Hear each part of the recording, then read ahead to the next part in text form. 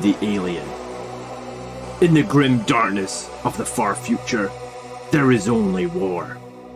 One faction of Space Marines stands amidst the chaos, the mightiest of the Emperor's warriors, and a beacon of light in the darkness. This legion, the 9th Legion of Adeptus Astartes, the Blood Angels.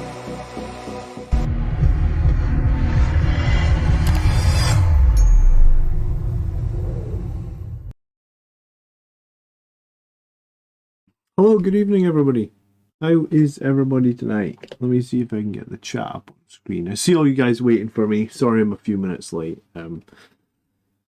My daughter's been ill again. It's like winter. She's been just ill 2 weeks ago or something. She was ill again. So what I know is that I have a great immune system because I don't really get ill anymore. Had a little bit of a cough, but I guess kids, man, so many germs coming out of that nursery. It's ridiculous. Good evening, everyone. Cambo, Jim, Mercenary, Rezio, AFOC, Podger, Eternal Crusader. Hello, everybody. I need you guys' help tonight. That's why we're live. Hey, Richard, what's happening? I need you guys' help tonight because I'm going to GT on Saturday, and this is the roster. I did break it down.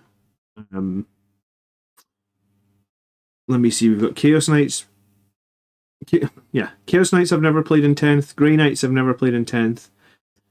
Guard, Nids. Chaos Demons I have played, and that's actually my first matchup, Chaos Demons. Dark Angels I've not played in 10th. Eldari I've not played since they get nerfed. Tau I've not played in 10th. World Eaters I have played, and as long as Angron doesn't come back to life, I should be okay, probably. Chaos Knights, I mentioned, haven't played them. Khorne Demons, I definitely haven't played Khorne Demons, but I played them in 9th, so I kind of know what to expect. Here's the Blood Angels commander, what a superstar he is. More Dark Angels, more Votan. We've played against Votan. We have not played against Custodes or Necrons. People always kept asking, how do your list deal with 20-man Necron blobs? Well, I guess we'll find out if my list can deal with Necron blobs. We've got T-Suns, which I've not played in 10th. So there's very little in this fucking... Oh, excuse me. There we go. There's a swear word within the first... We were live for 2 minutes. So 2 minutes before we managed to swear in the stream. Good evening, Marius. Hello. Kids should be illegalized. I mean, kids... They say children are your riches, Marcus. My daughter built her first Lego this week. I've got it in here. Look. I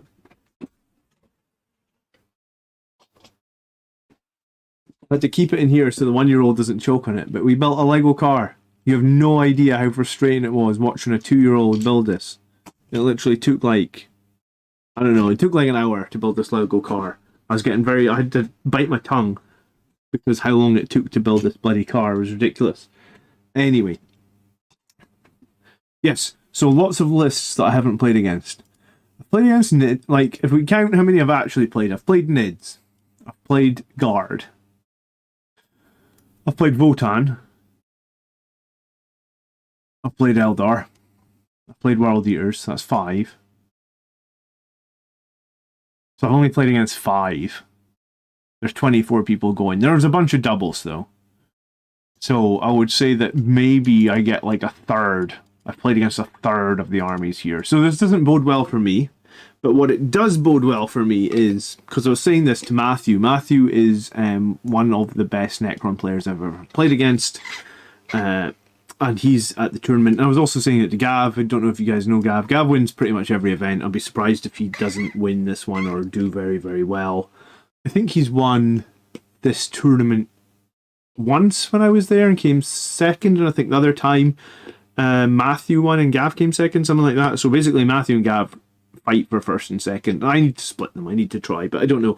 But I was saying to them that no one's going to have any experience playing Blood Angels with 20-some Gravis Marines in their list, right? Are you going to the Las Vegas Open? No, this is a tournament in the northeast of Scotland.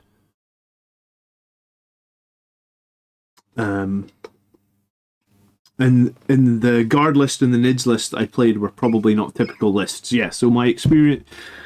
I'm going to be winging it a lot at this event. Like, I'm absolutely going to be winging it. But hey, it's good to get back into the swing of things. First time getting into the swing of things, 10th edition. And I just wanted to do a little look over some of the lists that we're playing against, and if there's anything really nasty in the chat, if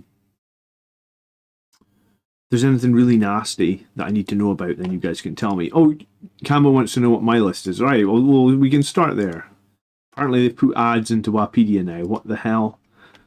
I thought I had an ad block. I guess it doesn't work. On Wikipedia? Oh, AdBlock Plus. This website. I have to turn it on. Refresh. Oh, okay. AdBlock was maybe turned off for Wikipedia. Brilliant. I don't like ads. Okay. My list then. Let's just run through it very quickly so you get a feeling what I'm going with. It is Gladius Task Force, Apothecary with Fire Discipline. He'll be attached to aggressors. Captain with a Power Fist and a Relic Blade and the Boltstorm Gauntlet. He's in Gravis Armor. He'll also be attached to the aggressors. And a Chaplain with a Crow's Ace and a Power Fist. 5 Heavy Intercessors, pretty much standard loadout. 5 more Intercessors, pretty much standard loadout. Sergeant Thunderhammer Plasma Pistol. 6 Inceptors with the Boltstorm Gauntlets. Ballistus Dreadnought, Death Company with Infernal Pistols and Power Fists. Eradicators times 2, double multi-melta, or 2 melta rifles and a multi-melta in both. Inceptors with the bolters. Librarian Dreadnought, Repulsor with the Eradicators will start inside the Repulsor most probably. 2 Vindicator tanks, and then our 5 Inquisitorial Henchmen, who are very much action monkeys. Yeah, so evening Ben, how are you? Evening, Highland Phoenix. I don't know if I've said hello to you. Justin says, I just want an RTT as Necrons so I can give you all the strats with them. Perfect. So we'll definitely look at the Necrons, because if I come up against Matthew, I would like to at least give him a run for his money. Last edition, he used an Orb of Darkness with like a squad of heavy destroyers, and it was disgusting. He jumped like a squad of like 6 heavy destroyers into my backfield behind my Death Company, and it was very nasty. But yes, so let me start with the first list that I'm playing against, because this is a Chaos Daemons list. And so this is my first matchup. The first matchups have already been drawn. It is Bellicor, a Bloodthirster of Khorne. Well, I'll just call it the Bloodthirster now, I guess. A Lord of Change, another Lord of Change. One has an enhancement, the Everstave. I have no idea what that is. I shall look that up, and that's why you guys are here, to tell me what the hell the Everstave is. We've got Solaxi Hellbane, which is the Named Keeper of Secrets. I did not realize the Named Keeper of Secret was 450 points. I guess she's an absolute badass. A Changeling, who I believe is very, very tricksy. Gav was telling me about this. And then 3 squads of Flamers. So when I looked at the list, because I did have a quick look at this list, because it's my first matchup, I thought, well, at least the Flamers aren't going to be that useful into my Gravis Marines. So there's that.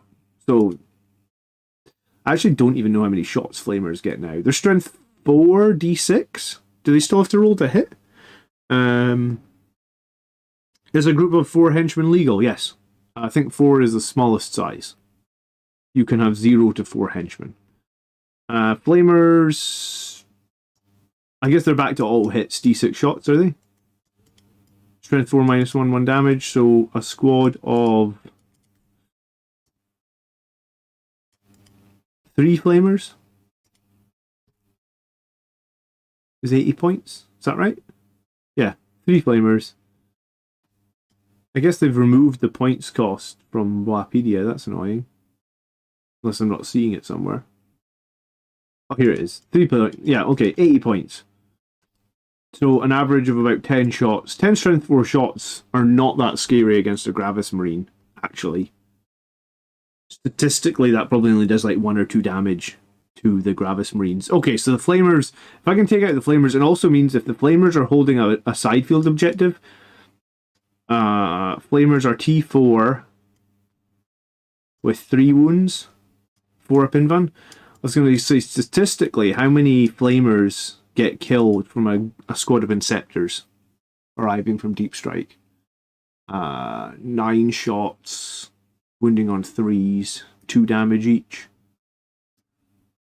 So, I mean, like, the Inceptors alone are probably not going to kill a squad of Flamers, but they might kill one. So, because they're only OC1, now I can probably steal an objective with my Inceptors pretty good.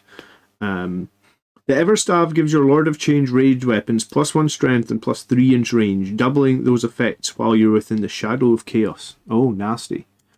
Okay. Yeah, Shadow of Chaos is the Chaos Daemons thing, isn't it? So, does Wapedia show you the... I was going to say, does Wapedia show you the enhancements and stuff these days? Lord of Change.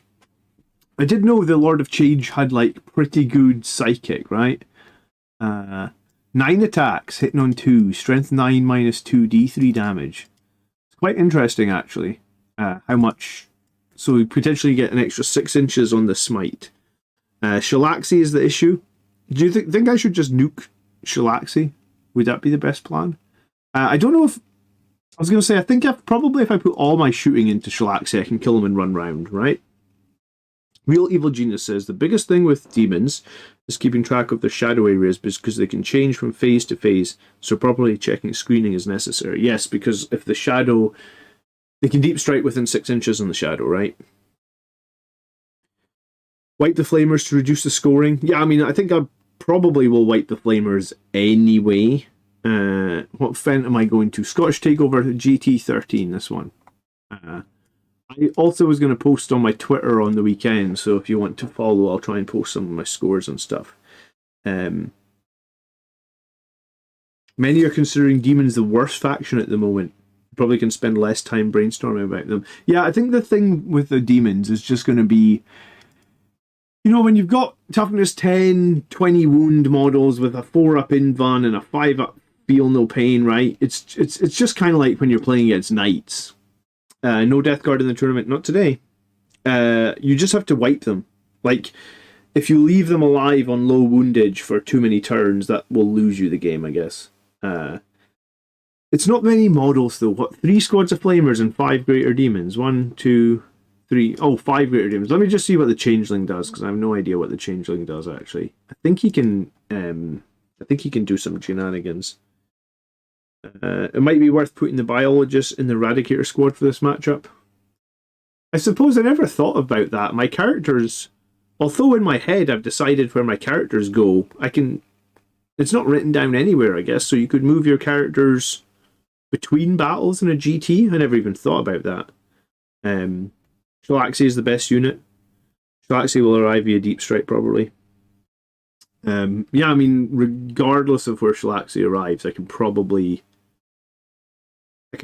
kill him in one turn if I go ham on him. The aggressor's auto wounds are... I was going to say, are the aggressor's auto wounds that useful into this matchup? I also am not super confident about changing my list into a way that I've never run it before, I guess. The lethals and the grenades is way more important, says Mercenary Q. Yeah, I guess I'm probably not going to move my characters around, even if there was maybe an option for it, just because I kind of know what I'm used to doing. The thing about this matchup, I suppose, is like I have a captain attached to the aggressors, so I can use Storm of Fire. Storm of Fire will have literally no bearing. Oh, it will have a bearing. Because the Storm of Fire... No, Storm of Fire will have no bearing in this matchup, right? Because Storm of Fire gives me an additional point of AP, which I don't need against demons, because they all save on 4-ups anyway. And it gives me Ignore Cover, which I don't need either, because, like I just said, they all save on 4-ups anyway. So I feel like... I think the Storm of Fire stratagem... Like, I won't need to use it in this matchup, right?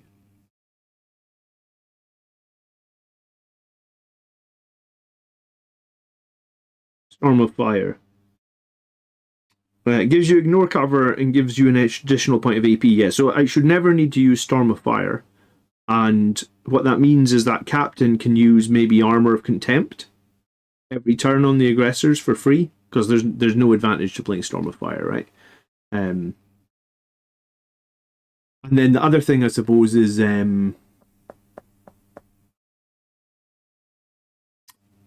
all the shooting is psychic, right? I think maybe the Bloodthirster's shooting isn't psychic. The Lord of Change shooting is psychic. I guess the Changeling shooting is psychic. What does the Changeling do? Anytime any unit wishes to select this as a model of attack, this unit must first take a battle shock. If the chest has failed, the enemy cannot target this model. Okay, so you got to do a battle shock to shoot the Changeling. He's only toughness 3, though. At the start of your opponent's shooting phase, select one enemy within 12 and is visible and roll a d6 on a 2 to 5 until the end of the phase. Each time a model in the army makes an attack, subtract 1 from the hit roll. On a 6, that enemy unit is not eligible to shoot this phase. Holy shit, that's pretty spiky, isn't it? Wow. Okay, so I need to make sure that any key units are not going to be within... they're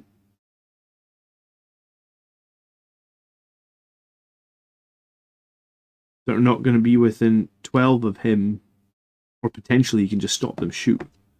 It's also a lone operative. Okay. So I think kill the Flamers, probably focus on killing Shalaxi. Be'lakor has the Shadow of the Warp around him, so stuff can potentially deep strike next to him. Yeah. I was going to say that there's only 2, 4, 6, there's only 9 units in this list. So if I can knock out a couple of squads of Flamers early, then potentially you could start pulling secondaries, which makes his greater demons have to do actions or something. If they're doing actions, they're not shooting. If they're trying to get into the deployment zone with an advanced roll, they're not shooting. I'm not too worried about Chaos Daemons. I've beat them recently. I mean, the list that I beat was Be'lakor, a Bloodthirster, and 2 greater demons of Nurgle. I can't remember what those greater demons are called for Nurgle. Roticus? No. What's a greater demon? Great Unclean One, that's it. So I think like 2 Great Unclean Ones, a Bloodthirster and Be'lakor. And I think it was Flamers as well. It was just rather than like a 4th Greater Demon or a 5th Greater Demon, it was a bunch of Khorne Berserkers. It was very similar, I guess. Grenades plus aggressors on average kill Shalaxi. I don't think they do, man. I was trying to work that out, Justin. I don't think that a squad of aggressors, even with the bursts of 5s and 6s, I think they maybe do like... They would do about 15 unsaved, and then he has a 5-up feel no pain. So I think the aggressor bomb can do 10 damage to Shalaxi. And that would have included using Oath of Moment on it. But the thing is, if I use Oath of Moment on Shalaxi, then I'm going to hit it with probably both Vindicator tanks and the Repulsor and the... What's the other Dreadnought I've got? Ballistus Dreadnought. So in the Ballistus Dreadnought, the strength 10 is going to be decent here from the crack. So I think all my tanks can do 10 damage, plus the aggressors can do 10 damage. If I really need to, I could probably take some Eradicators out of the Repulsor as well. So I'm kind of okay, I think, into this demon list. And one other thing, is maybe a small ace up my sleeve. I don't know if it's an ace up my sleeve. Is the Librarian Dreadnought will be really useful against all the shooting if he can be positioned well, right? Because like Lord of Change have a pretty good super smite. Does Be'lakor have like some sort of smite? I imagine he's going to have one. But all their shooting is psychic. Yeah, Be'lakor as well, psychic. So anyone within 6 inches of the Librarian Dreadnought will get a 5-up feel no pain against all the shooting. So that's something. So I guess a good position Librarian Dreadnought would be nice. Yeah,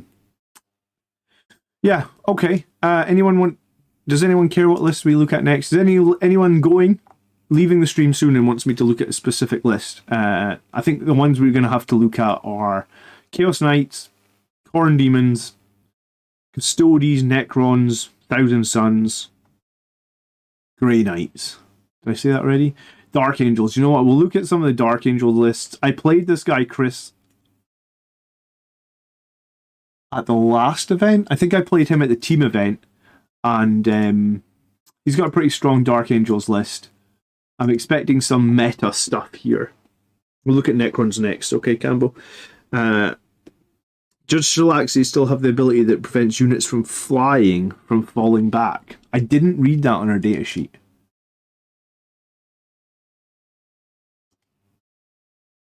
Not that I have that much that flies. But you declare charges against monsters, vehicles, or characters. You can reroll a charge. You can also reroll hits and wounds and damage. That's strong. Each time this targets a monster, or vehicle, or character, you can reroll hits, wounds, and damage. Hits, wounds, and damage with fucking strength 14 minus 3d6 plus 2. That's insanity. Okay. I'm definitely going to want to kill her in shooting if I can. At the start of the fight phase, select one enemy with an engagement range until the end of the phase. Subtract 1 from the attacks characteristics of melee weapons equipped in that unit. Okay, so you lose 1 attack as well if you're within melee range of her. So she needs... Yeah, I feel like I can't get into melee with her. If something is in melee, I'll just fall back, call my assault, call my tactical doctor and fall back, shoot the crap out of them. And hopefully it's just going to be a case of, have I enough left on the board at that point to kill this? But I think if if the demon player goes first and they move these forward, do your opponents ever watch streams before the matches? I mean, sometimes I went to a tournament one time where the guy was like, that came up to me at the tournament was like, if I nothing else from this tournament, I just want to play against the guy who's the Blood Angels commander because I have a Blood Angels force, and I beat him. But he kind of knew what he was gonna run into because he had watched some of the streams. But it was kind of nice to just have somebody say that he wanted to play against me because he enjoyed the stream and enjoyed how I play. I'm going to try and play... I mean, I generally try and play like 100% legit anyway, but I'm going to try and probably go above and beyond and just give my opponents the best games that they possibly can. I mean, I guess if it really comes down to like, am I going to win the tournament?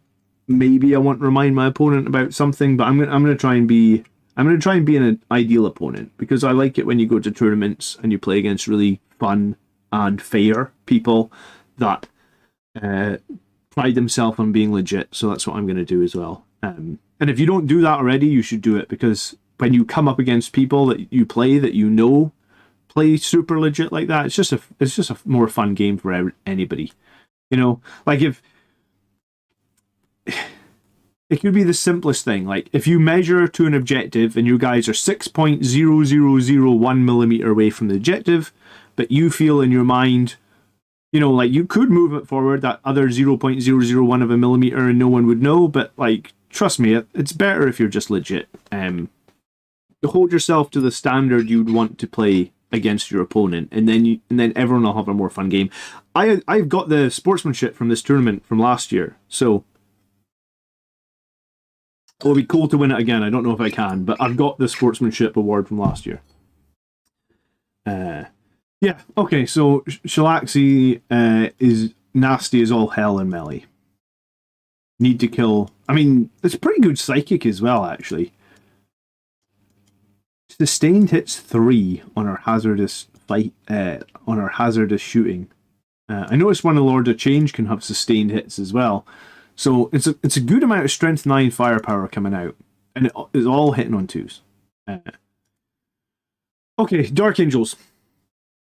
The biologist with fire discipline. Okay, so this is a Gladius list. Azrael. I actually don't really know what Azrael does this edition. I assume he's still got his little bubble wearing friend.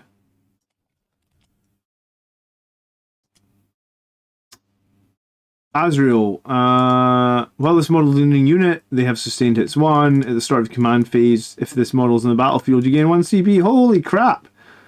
Wow. That's a nice ability, right? Jeez, oh. That makes Dante's ability from last edition look terrible. Models in the Bears unit have a 4-up invuln save, while, in addition, once per battle, at any time the bear can summon a Watcher in the Dark. When it does, until end of the phase, models in the Bears have a 4-up, feel no pain against mortal wounds. Wow. Okay, Azrael's pretty nice. He has an anti-infantry 4-up, devastating wounds, rapid fire, plasma. So he basically has like a better version of Tycho's gun-ish. And then his Sword of Secrets also devastating wounds. Minus 4 AP devastating wounds. Wow, Azrael is going to be difficult to deal with as well. Wow. So sustained hits 1. I guess he can join something like Hellblasters.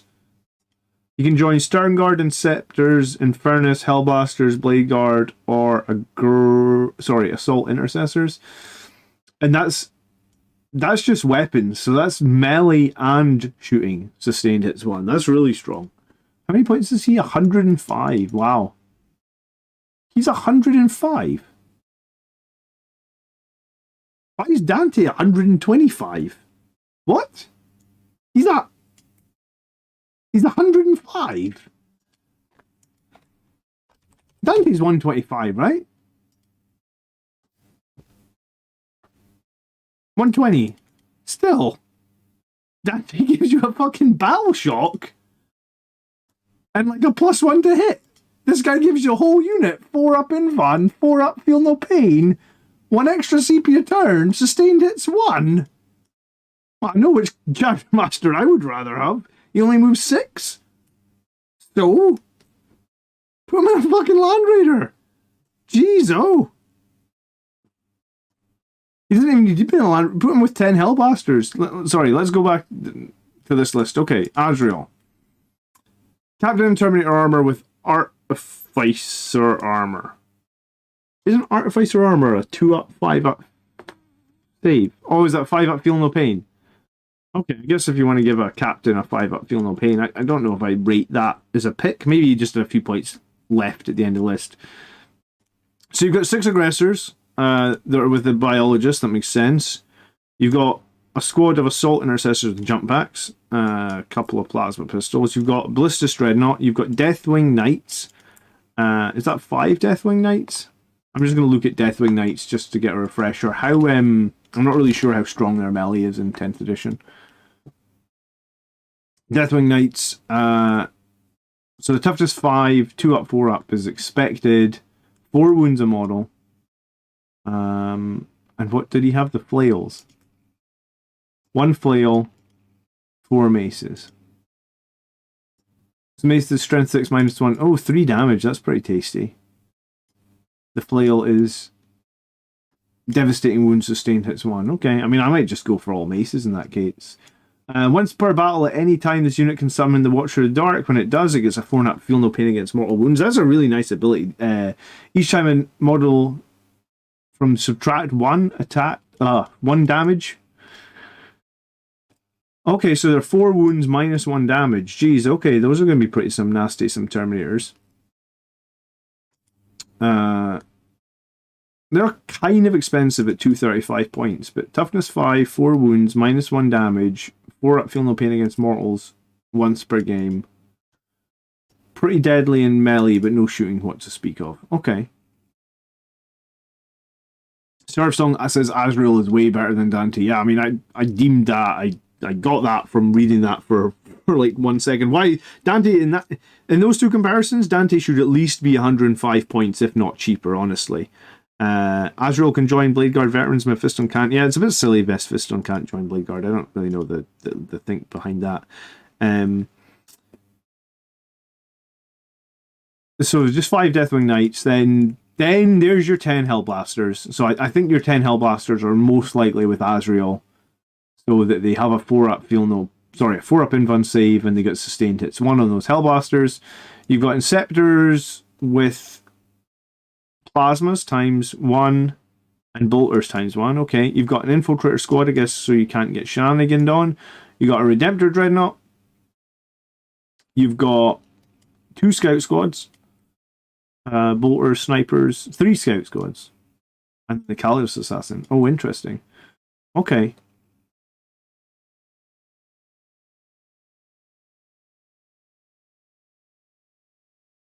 Not a huge amount of anti-tank, actually, in this list. You get the 1 Ballistus Dreadnought. I don't know if I class a Redemptor Dreadnought. Not in shooting, anyway. Maybe, like, once it gets into melee, sure, the Redemptor Dreadnought can kill tanks. Trying to think how deadly the squad of Hellblasters will be. Hellblasters are strength 8 overcharged and -3, 2 damage. Is that right? Hellblasters are strength 8, -3, 2 damage. So you get 20 shots on the squad. You'd hit on 3s. You get sustained 1. So 20 shots becomes 16 hits with like 4 sustained. So you can get 20 strength 8 hits out from those Hellblasters. I guess though if they're into armor, then you're only wounding on 5, so straight away you're down to 6. So yeah, I mean, I guess the Hellblasters can do some damage to armor. Probably statistically something like against 6 to 10 points of damage to armor. It's not bad, I guess. So Ballista Dreadnought. Hellblasters have short range though, right? 24 inches on the Hellblasters. Yeah. Okay.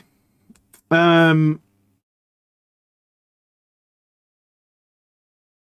was going to say I can probably wipe the whole squad of Hellblasters.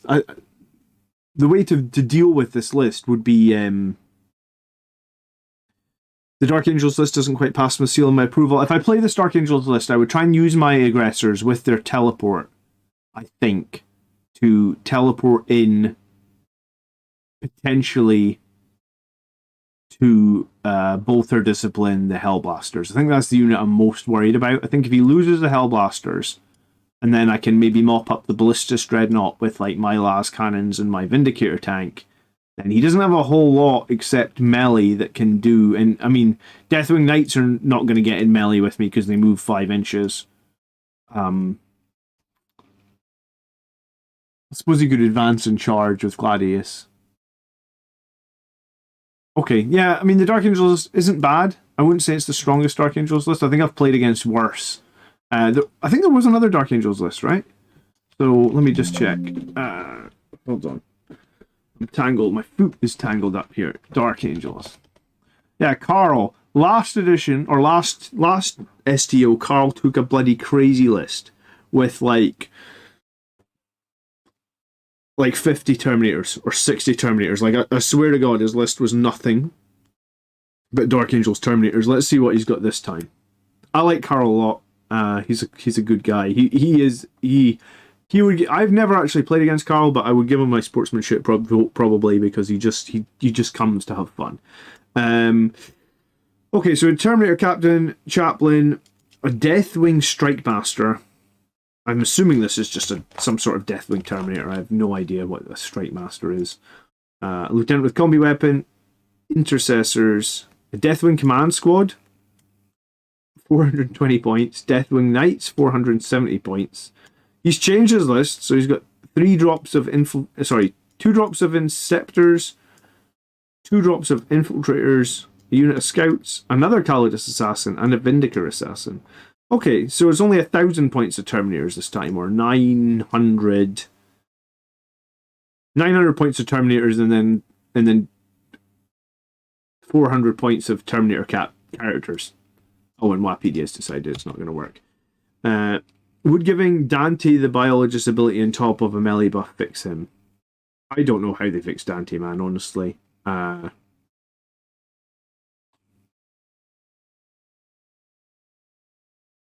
really like the new Dante model. I have no motivation to paint it whatsoever because I don't know why. I don't know when it's going to be good. So a Deathwing Strike Master gives Terminators, I guess, lethal hits, and each time this model is attacks an enemy unit that's below half strength, you add 1 to the hit roll and 1 to the wound roll. Alright, so it's kind of like a finish them style. The Deathwing have a bunch of Thunderhammers. I'm not really worried about Stormbolters. A couple of Cyclone Missile Launchers, and the other Deathwing Knights, that's just a big melee unit of maces. Okay. The Strike Master is a Termi Lieutenant, thank you. No Lieutenants with combi weapons. Apparently not, but I mean, I don't have one either, so I get the strength of the Lieutenant with combat weapons. Some people love it. It's a good unit to have. This unit is just about sitting and scoring. There was that secondary last edition where Deathwing could just sit on an objective all game. I can't remember what it's called, but he's just going to screen with Infiltrators, try and sit in the mid board with the 2 big blocks of Terminators, and then maybe do some shenanigans with Inceptors. I wouldn't say it's too bad a list. It's probably quite, like, you can read what that list does very quickly, I feel like. Just you should respect the hell out of the Deathwing Knight units. They're tip top in the game. Yeah, I mean, I don't think I can get into melee combat with the Deathwing Knights. I have nothing that will kill them effectively.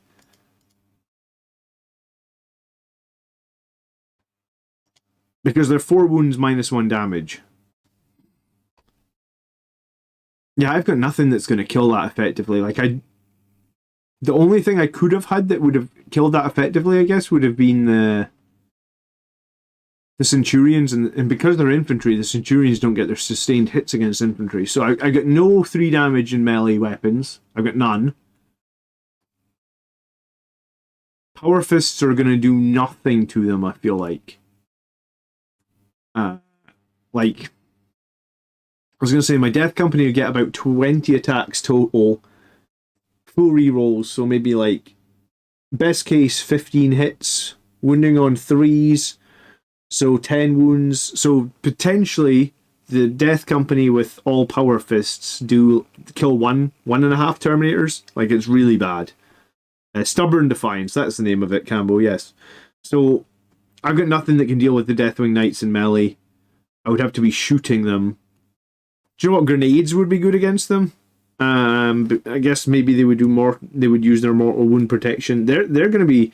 I'm more scared about a 10-man unit of Deathwing Knights, I think, than the other Dark Angels list. But Death Company with power swords would be surprising into these guys. I still think they probably only kill like 2 Terminators, right? And unless you're talking like a 10-man Death Company, then maybe they kill 4. But if your 10-man Death Company kill 4 of these guys, then you know the literal 6 that are left are going to wipe your entire Death Company.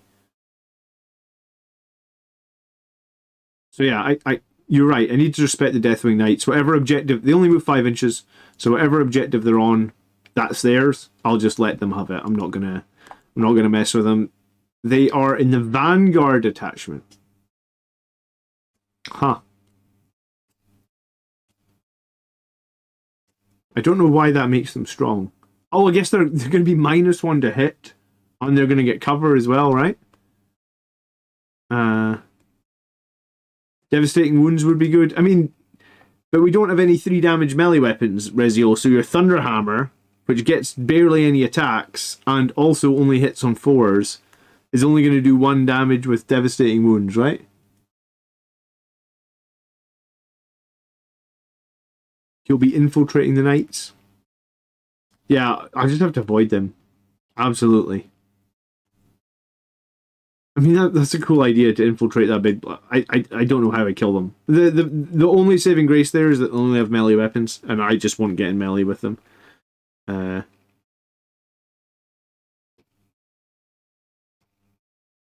Yeah, because they'll wipe anything that I've got in melee. All right, so that's a scary ass unit. Thank you for the heads up. Yeah.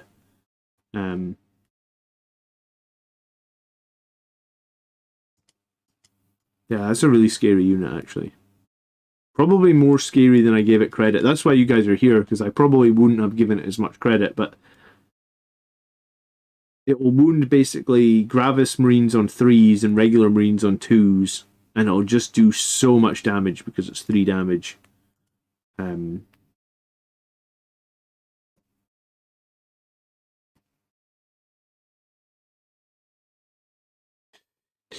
The Vindicator will get D6 plus 5 shots into them. Yeah, I mean, I don't love shooting the Vindicator at melee units like that, but yeah, I mean, I guess whittling that unit down might be the best choice.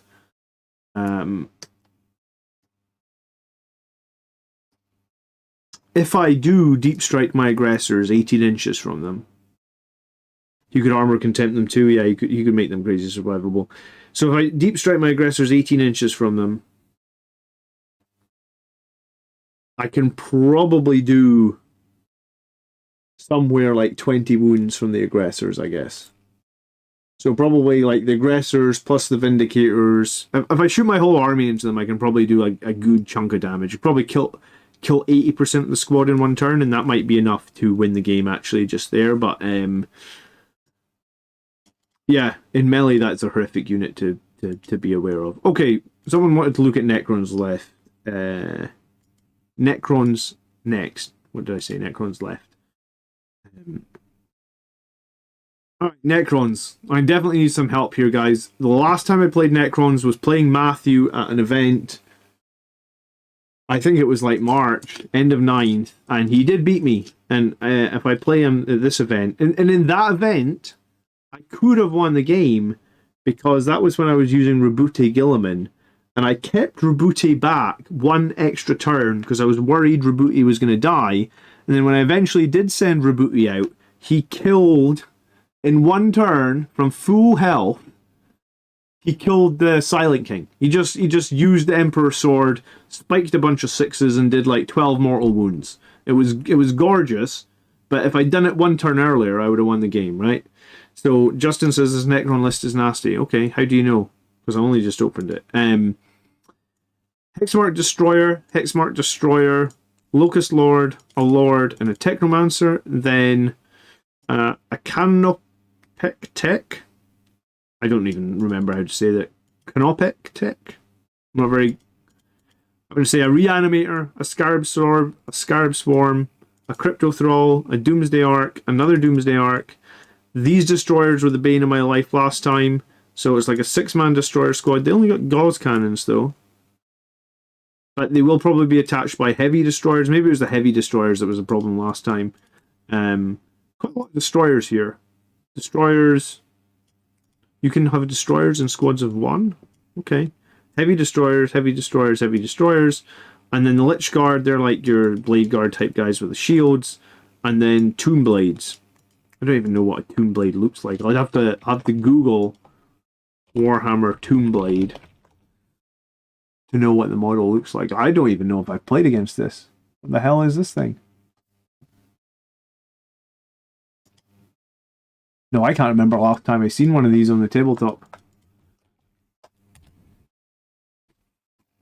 Living Ghost says Necrons hurt my soul. Silent King goes bounce. Yeah, it was glorious, man. I just wish I killed him one turn early with Rabute. That's my Primarch, Mario says. I thought you were starting Dark Angels. Sorry, I thought you were starting Blood Angels, Marius. Tomb Blades. What is it, like a little flying Necron with guns? Each time the target attacks this target, subtract 1 from the hit roll. It is a Strength 5, 4-up OC2 flyer. And how are they equipped? Particle beamers, shadow looms, shield veins, Tesla carbines. Looks like it's got a lot of guns. Tesla carbines, particle beamers. Okay, a lot of low AP shots. Probably okay with those. The Lich Guard brick is 3-up, 4-up, 5++. When you say 5++, do you mean 5-up reanimations? Or do you actually mean 5-up Feel No Pains? I assume you're meaning reanimations because it's Necrons, but maybe it has 5-inch Feel No Pain. Yeah, just reanimation protocol, right?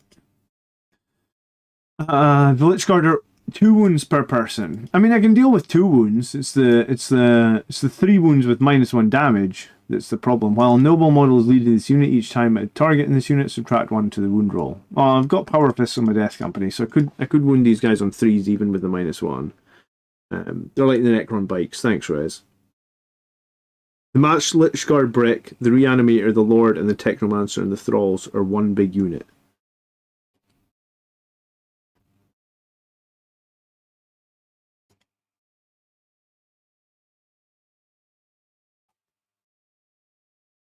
Am I right in thinking they've got no protection against mortal wounds, though? Or do they have protection these days against mortal wounds?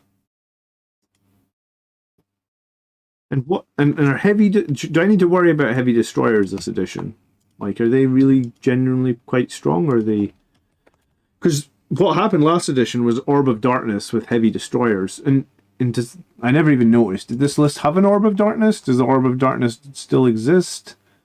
There's a Resurrection Orb, which we would expect. The Sovereign Coral is an aura, and there's a Sempiternal Weave, and there's also a Hypermatter Ablator. What do I need to worry about here? The heavy destroyers are quite good. Let's have a look.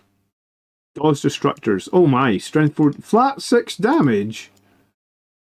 Flat 6 damage? Why do they get flat 6 damage? Everyone else gets D6 damage. God, it's hard being a Marine player, isn't it? You get shafted every second. How many of these guys was it? 3, 5. They're 50 points and they get flat 6 damage. How many shots do they get? 1. Huh.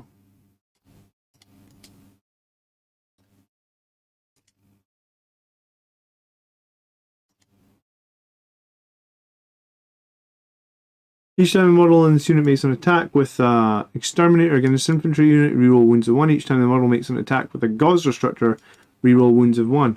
Wow, okay, so reroll wounds of 1 when you have strength 14. They are crazy good at anti-vehicle. The Sovereign Coral gives the aura +1 to hit, and he's going to be Hexmark, which is the lone operative. The Veil of Darkness. Orb, I think I called it Orb of Darkness. Yeah, it's called a Veil of Darkness. Matthew doesn't run it. He ran it against me last edition, Spicy. Who are you, Spicy? And how do you know Matthew?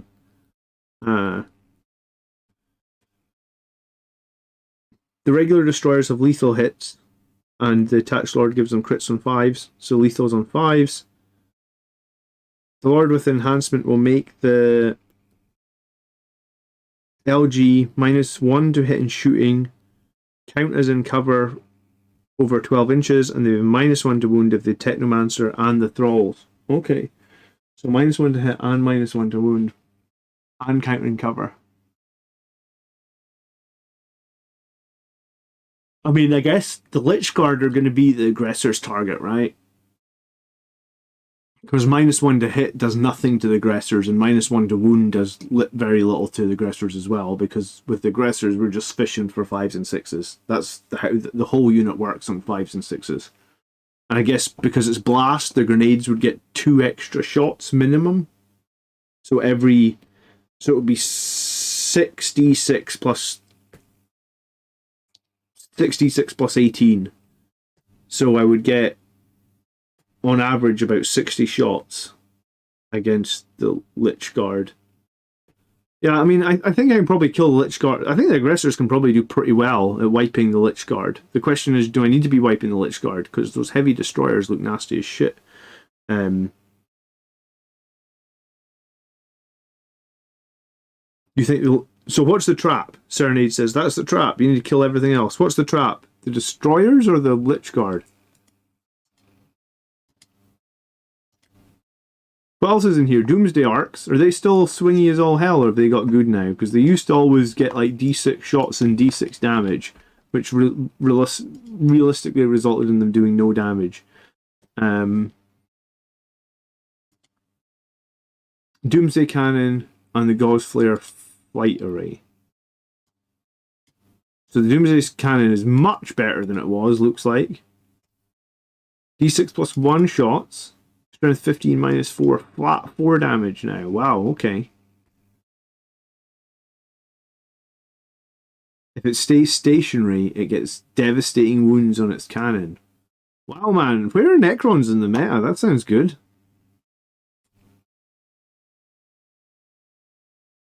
Felix says he thinks the Lich Guard are the trap.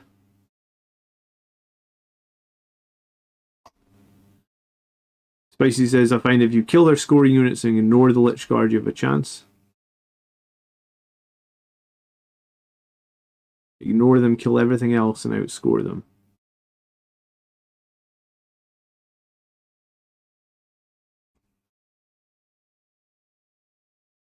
What did the Lich Guard move? Like 5-6 inches?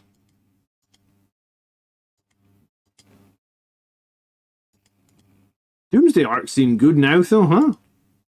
They were garbage. Yeah, 5 inches. And I can ignore them if they move 5 inches.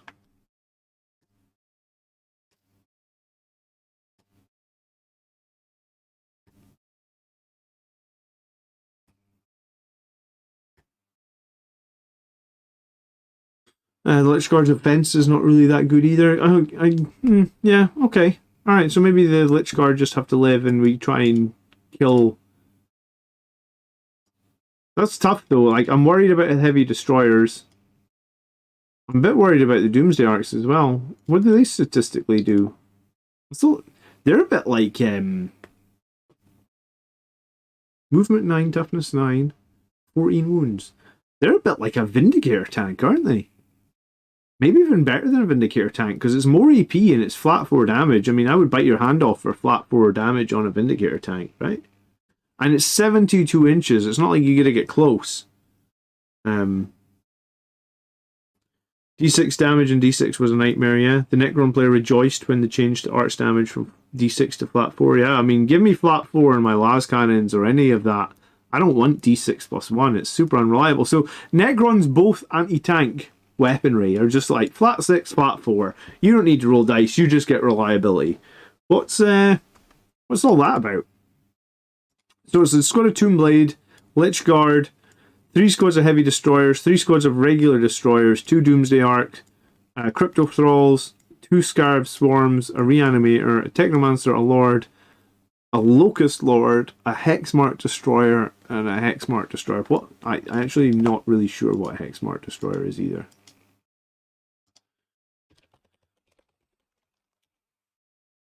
Let me see if I've seen one in the game.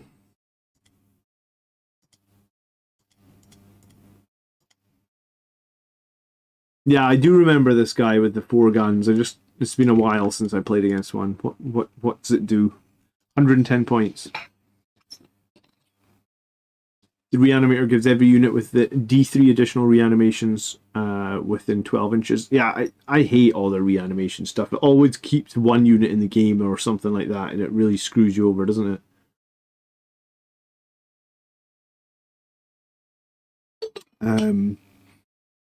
The Hexmark has 6 attacks on his pistol. He's not that good in combat. Once per turn, 1 unit from the army with his ability can be targeted with the Fire Overwatch stratagem for 0 CP, even if you've already used the stratagem. Cool. In addition, each time you target this unit with the Fire Overwatch stratagem, when resolving the stratagem, hits are scored on unmodified hit rolls of 2+.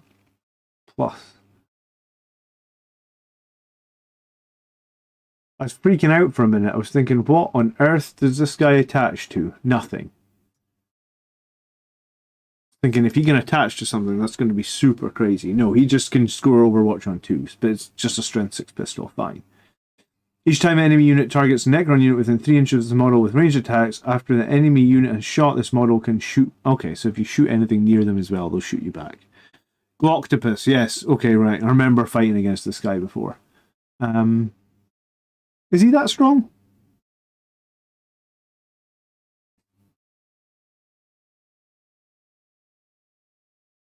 He spread out his defense quite a bit here. Yeah, I mean, Matthew's list was tough to break down last time. Kill all the Necron trash units here, John. Try and avoid the anti-tank when possible.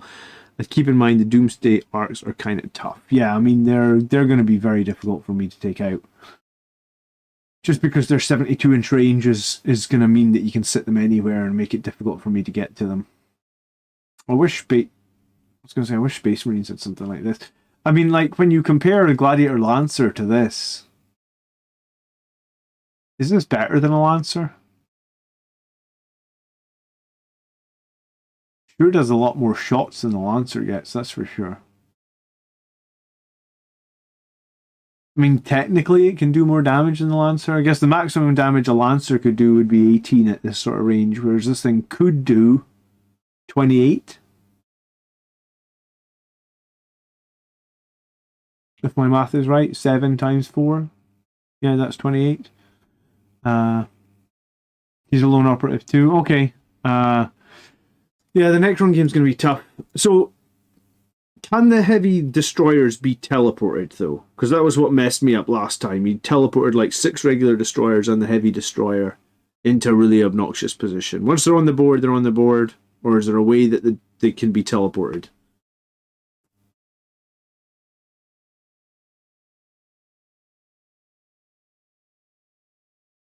It's 50 more points than the Lancer? Okay, yeah, 50 more points, I guess, for 10 more damage. Fine. You're going to be using smokescreen a lot in this game. Yeah, I'm going to need it. AP -4 on that, and AP -4 on the other. Yeah, I mean, my army didn't do very well in AP -4. Let's be real. I don't have any invulnerable saves. I was going to say, let me think of my list. Don't have any invulnerable saves on my vehicles. Don't have any invulnerable saves on my Gravis except the captain. I think I literally have 2 invulnerable saves in my whole list. That's something that always comes back to hurt Marines, you know that? I mean, unless you're running Terminators, I guess. I really don't like it when... Like, I think Marines should have a built-in 5-up or something. Does your list have a lot of infantry? It has 10 Tacticus Marines, it has 22 Gravis Marines.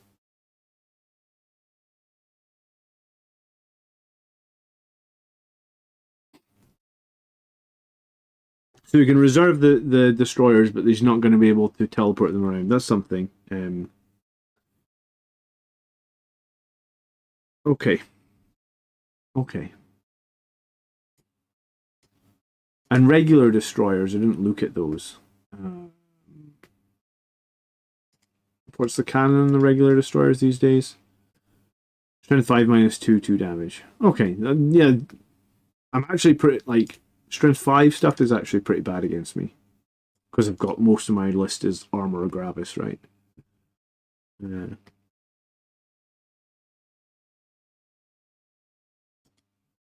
Cool. Okay, we'll definitely need smoke screen if we play against Necron. So what's next? I want to look at Grey Knights. I think there was 2 Grey Knights lists, was there?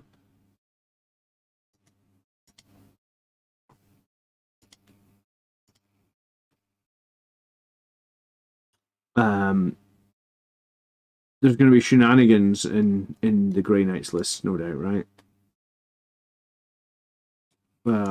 This one starts with Kaldor Drago. Try to combine both his names into one. 3 Brotherhood Librarians. Terminators, Strike Squad, Interceptor Squad, Giant Paladin Squad, and the Calidus Assassin. Interesting to see no Dread Knights. Let's look at the second one. Champion, a Librarian, another Librarian, Castellan Crow, and a Grand Master. Then Terminators, Strike Squad. I guess Strike Squads must be like Battle Line, because you've got 3 of them, yeah, 4 of them, sorry. Paladin Squad, a big one again, a Purifier Squad, and then Voidsman at Arms. Interesting. Okay, so there's no Dread Knights in either list. The owner of this Grey Knights list is here, is he? Who's the owner of the Grey Knights list? Oh, it's Spicy. Oh, here he is. He's the spy. Hello, Spicy. Hello, Gav. How many lists have you done so far? I've looked at Necrons, Chaos Daemons, Dark Angels. And I'm actually surprised by... Probably most surprised by the Dark Angels list that Chris is running, actually.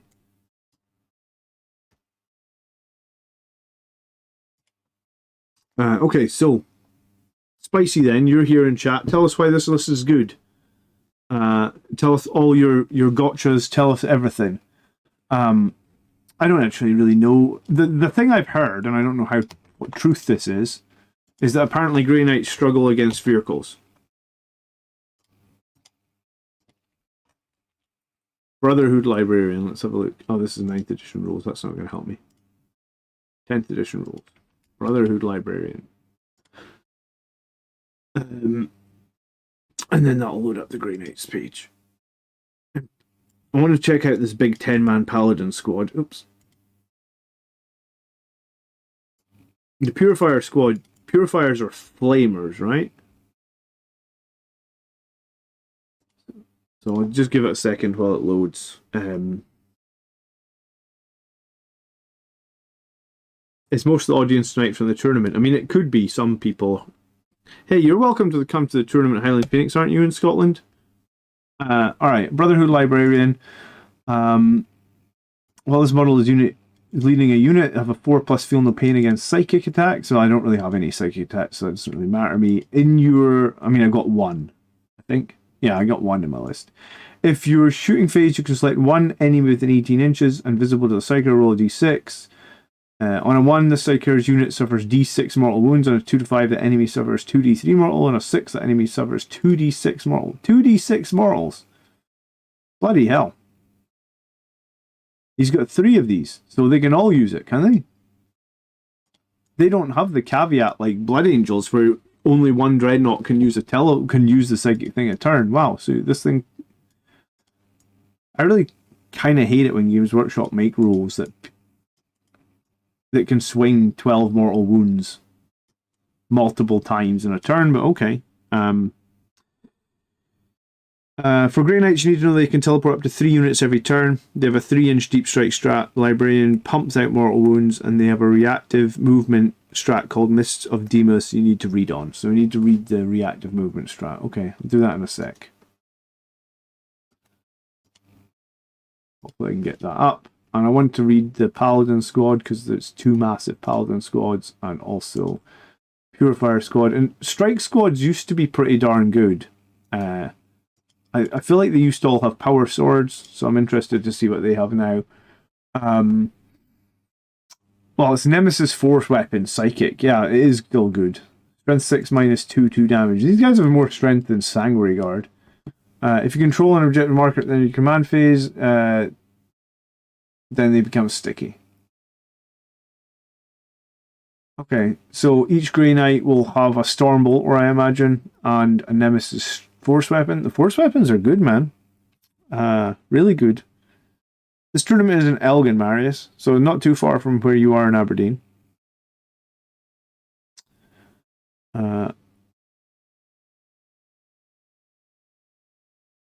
Cool. Okay, so that's what Strike.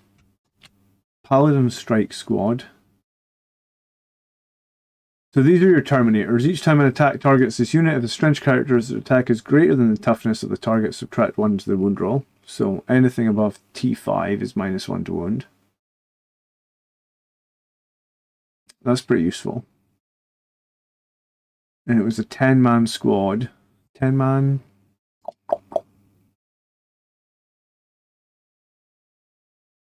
Bunch of Psy Cannons. Bunch of Nemesis Force Weapons.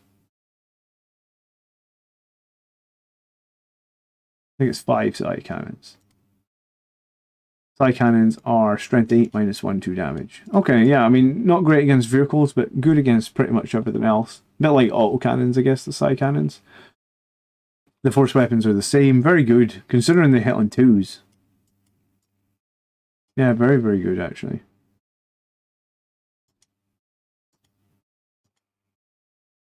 Each time a Grey Knight unit with a Deep Strike ability advances, do not make advance roll and send until the end of the phase at 6 inches of movement and they can fly. Okay, so they just teleport shunt around all the time. And then, this is what you're talking about, so teleport assaults. In Strike Force, if your army is Grey Knights at the end of your opponent's turn, you can select any number of Grey Knights from your army with this ability. Okay, at the end of your opponent's turn, so that's really strong, so you can move them to sort of 9 inches away, and then you can move within charge range, I assume, in your turn. Wow, that's really good. Mist of Demas, this is one you said. 1 Grey Knight Psyker unit from your army is within 9 inches of the enemy unit. You can make a normal move of 6 as if at your movement phase, if it has the Deep Strike ability, you can place in Strategic Reserve. So I assume everything has the Psychic. Everything has the Psyker keyword, right? Like nothing's not going to have the Psyker keyword, yeah. So if you wanted to charge these guys, they're basically saying you cannot charge them. Because if you end a normal move, advance, or fall back within 9 inches of them, so basically if you give yourself anything easier than a 9-inch charge, they can just pay 1 CP and drop that unit somewhere else in the battlefield. Oh no, they can move it 6 inches, so they can move it out with your charge range. Or they can just put it back into Strategic Reserve. Wow, okay, yeah, so Grey Knights are pure shenanigans. Side cannons have a big AP problem. Yeah, they don't have the greatest AP. But I mean, auto cannons don't have the greatest AP ratio, and auto cannons do work, right? Read the enhancements as well. The best ones are First of the Fray and the Sigil. Where's the enhancements? First to the Fray, Grey Knight unit with the deep strike ability. The Bears unit must start the battle in reserve, but neither it nor any transport is embarked with is counted towards the limit. Oh, hold on. My daughter just woke up. I'll be right back.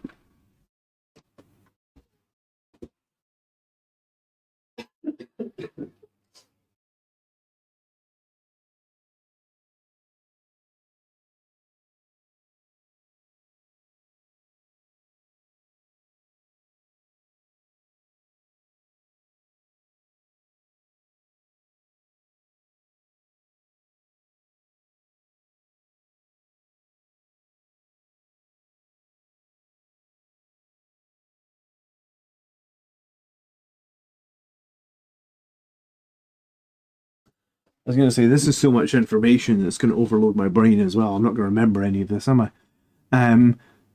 So, Grey Knight's model with the deep strike ability. The Bears unit must start the battle in reserves, but neither it nor any transport it is embarked with is counted towards the limit the mission places on the number of strategic reserve units you can have. This unit can be set up using deep strike ability in the reinforcement step of the first, second, or third movement phases, regardless of any mission rules. Okay, so you can have it for turn 1 charge, and then turn 1 deep strike if you want, and then the shooting one. Once per battle in your opponent's shooting phase, when the bear is selected as a target of a ranged attack, you can remove the bear's unit from the battlefield and set it back anywhere else in the battlefield from 9 inches away from all enemy models. The bear is no longer eligible. Then the opponent can then select a new target. Yeah, the sigil. What's this? So who's got the sigil? Because that fucked me before. So one of the Grandmasters has got the sigil, and in the other list, one of the librarians has got the sigil. So I guess you got to, if you're playing Grey Knights, you got to ask them who the hell has got that sigil, because literally you cannot shoot them. If you shoot them, they're just going to redeploy. That ability lets you deep strike a Land Raider if you wanted to. Yes, any transport that they're in, but I mean, I'm actually surprised you wouldn't see sort of a Land Raider in one of these lists, because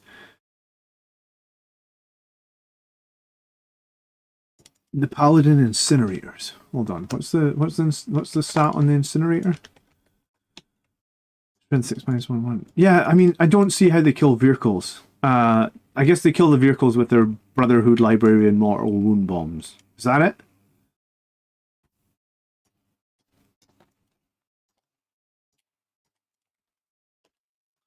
Spicy, you're playing this. What do you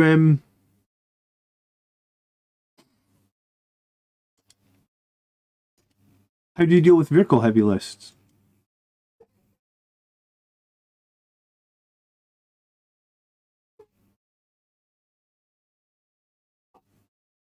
Because you literally have nothing that shoots higher than you've no weaponry that's higher than strength 8, right? You have tons of shenanigans, and I guess you've got the 2d3 mortals per turn from each librarian. But you've got the Grey Knights don't have anything that goes over strength 8. In melee, they kill the vehicles just because weight of attacks, I guess. Strength 6 minus 2 damage. They have a lot of weight of attacks. I mean, their wound rolls are going to be pretty bad, but I mean, I guess if they've got weight of attacks. Mortal Wound Bomb, avoid and outscore. Okay, I mean, I don't think it will be much fun to play against a Grey Knights list. Terminators have lethal hits on the charge. 4 attacks per Terminator. So you make 1-ish, 1.5 per Terminator.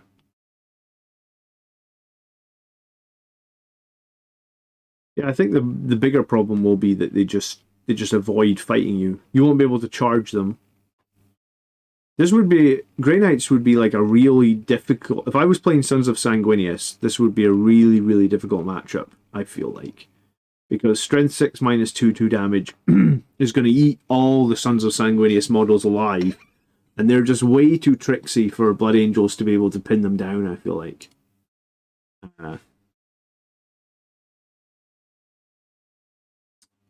like I said, I played these guys before when I was 4-0 at GT and got beat pretty badly. Like 90-30 or something. It's the worst defeat that I've had probably any GT in the last while. Probably in the last like 5 years.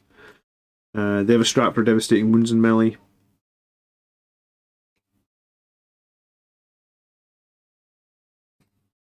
Yeah, I mean, I guess it's weight of attacks.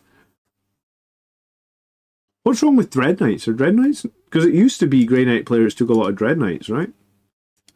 Are they just rubbish these days? It used to be like 4 or 5 Nemesis Dread Knights. I believe there's a way you could get 5 of them at one point.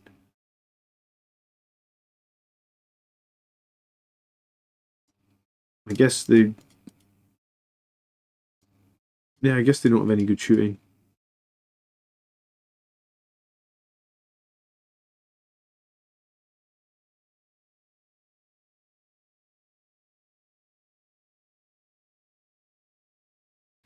I don't know.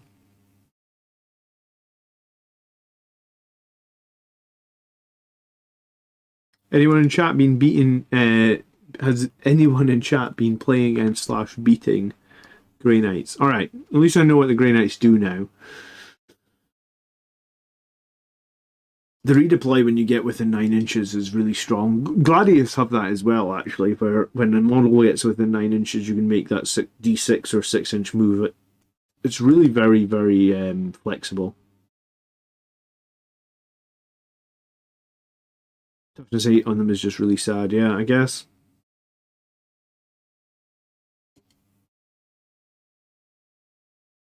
Yeah, I feel like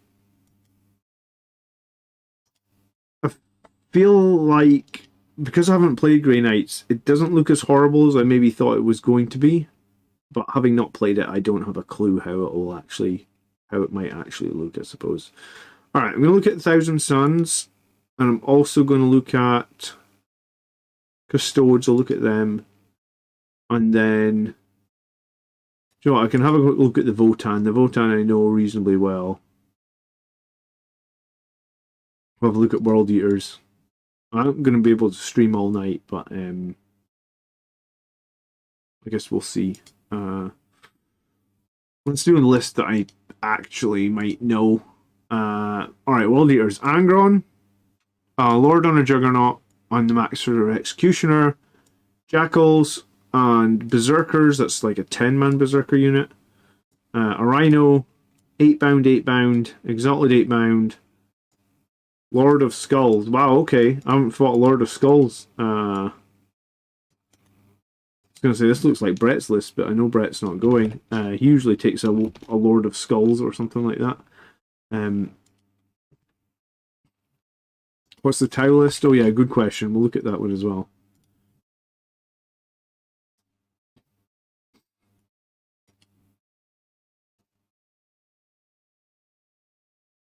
The Lord of Skulls is T13, 24 wounds, OC 8.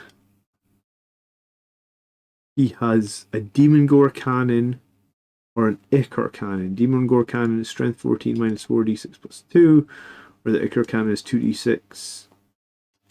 Strength 7 minus 2, 2 damage. Okay, so Lord of Skulls is a cool looking model, obviously. A big model. It's almost like a super heavy, is it? It is Titanic, in fact. And it's towering, for whatever that's worth. Lord of Skulls, I guess I can't let into melee. I'm going to have to shoot the Lord of Skulls to death. I feel... The Lord of Skulls in this list actually could be a bit of a distraction card in effects. Do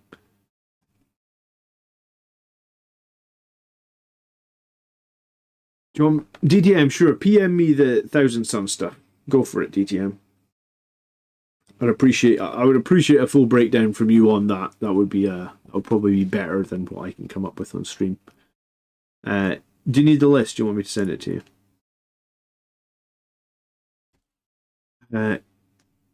Yeah, I was going to say the Lord of Skulls is and Angron, actually. I mean, that's like 900 points. But it actually makes the World Eaters list kind of interesting because Angron obviously can revive. The Lord of Skulls will be terrific if it can get into melee combat. But 8-bound are pretty darn nasty in combat. I imagine it's probably the 10 Berserkers and the Rhino, so they're horrendous in combat as well.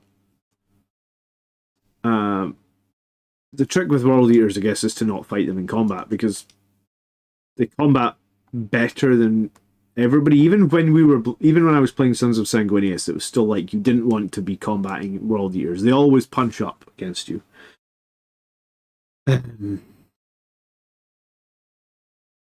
Votan. We've got an Iron Master, a Champion, and a Khal. We've got Hearthkin Warriors. We've got Thunderkin times 2. We've got Berserkers times 2. We've got Hearthguard. It's a 10-man squad of Concussion Hammers. That's like their little Terminator guys. Andrew uses them a lot. They're really good. You've got 3 squads of the Bikes. And you've got Hecaton, Land Fortress, and then you've got 4 Sagators. Do you know what? This is very similar to Andrew's list, because I think Andrew ran 2 or 3 squads of Bikes, 2 Hecatonks. He ran 6 Sagators. So the only units that I've not seen, I guess, are Berserkers. Not seen what they're really doing in 10th.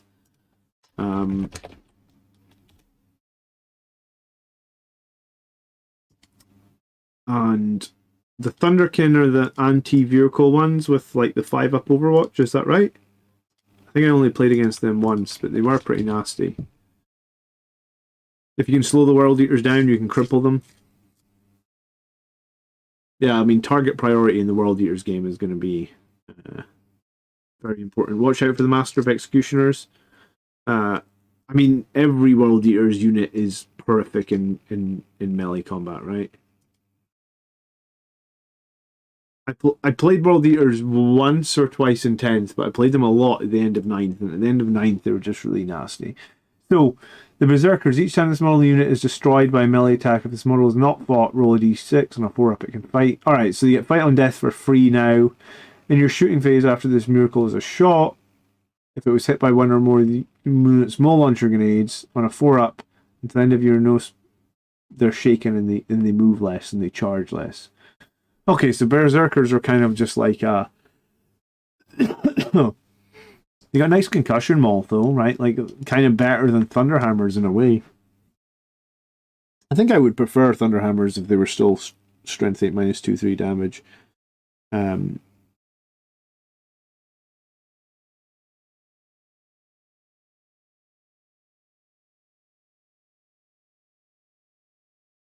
I know it's not applicable to John, but putting infiltrators 9 inches away from World Eater army prevents their pre-game move.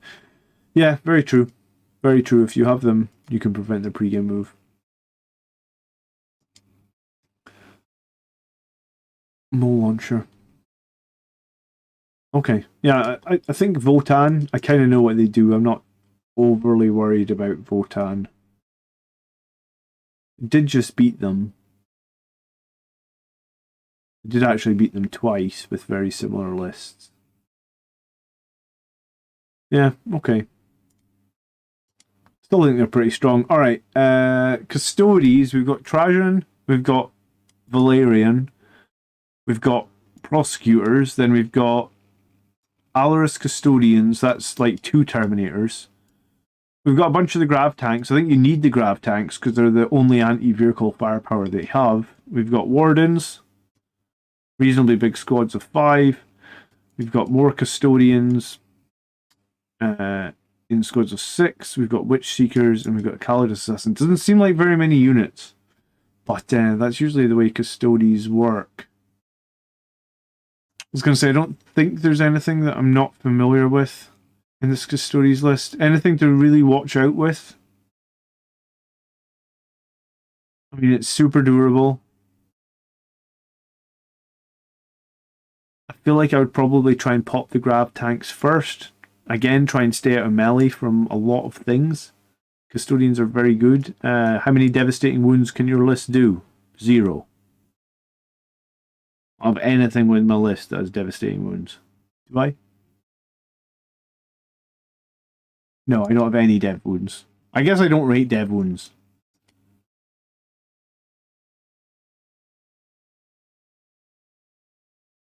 Yeah, I don't think I've got anything that does dead wounds.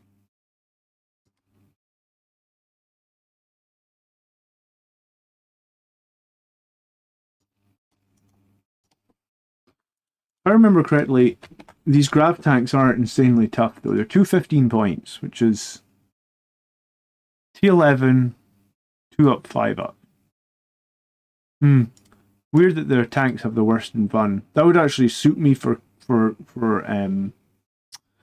my Vindicators can actually do quite a bit of work with them because they're AP3. Main cannon is 4 shots, 2 up, strength 12, minus 3, d6 plus 2. I assume that he's taken the blaze cannon. Blaze cannon, and then Elastrum bolt cannon is just like assault cannon or something like that. Well, I mean, if I can pop the tanks, remove his anti-vehicle firepower.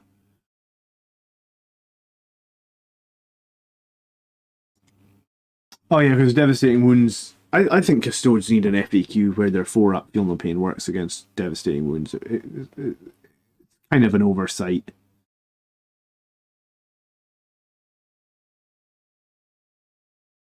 You need to check the Ceaseless Hunter relic. It's another movement shenanigan one.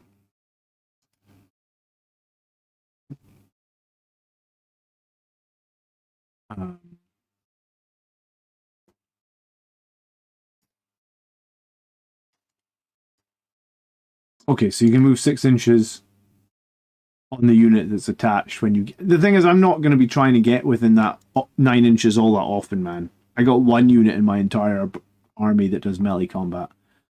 Yeah, I really think the feel no pain that Custodes get from their shield host, or their detachment rule, rather, in my opinion, that's the same as, like, other detachments that get fucked and lose, like... This should say feel no pain 4 up against mortal wounds and devastating wounds. I know nothing else gets feel no pain against devastating wounds, but that's kind of their whole thing. So devastating wounds are kind of a byproduct. When they changed devastating wounds, they should have kept it for these guys, I feel like.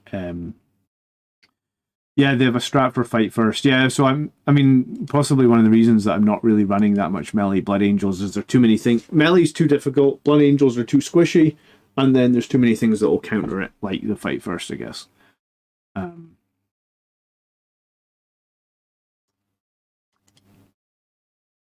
So it's a good number of units actually here, though, right? Like for a Custodes list, it's got 1, 2, 3, 4. I'm going to exclude the tanks. 5, 6, 7, 8, 9. It's got 10 units that can be on objectives plus the 2 tanks. Yeah. Okay. I mean, I think I was probably expecting to see those grav tanks because I think that it's literally the only anti-vehicle firepower that they have. Thousand Suns. I'll read you the list. DTM's going to break it down for me later, I guess. The Sorcerer on disc, the Infernal Master, Magus the Red. Okay, I wasn't sure I would expect him, but there we go. We've got Magus the Red. Another 1,000 Sun Sorcerer times 2, but one's in Terminator, and a third one's in Terminator armor. You've got 3 squads of Rubric Marines. You've got a Rhino. You've got a Vortex Beast. You've got a big 10-man squad of Scarab Occult Terminators, and then you've got a small... Is that a single unit? No. It's like 3 Zangors. Enlightened Zangors, because Zangors are... I guess, need to be enlightened. 10 Terminators plus Magnus. Bunch of Rubric Marines, bunch of Sorcerers. Again, I guess the one thing to remember, I suppose, is that I do have a Feel No Pain aura against Psychic. This is who you're facing round 1, says Gav. What are you thinking, Gav? You confident? The thing about, like, I was going to say, I'm guessing here that their Psychic is like Strength 5 or 6. I haven't thought T-Suns. So their Psychic is Strength 5. More attacks than I thought it would be, actually. Wow. 2d6. And the Sorcerer has the Umbrification Crystal. And what does that do when it's at home?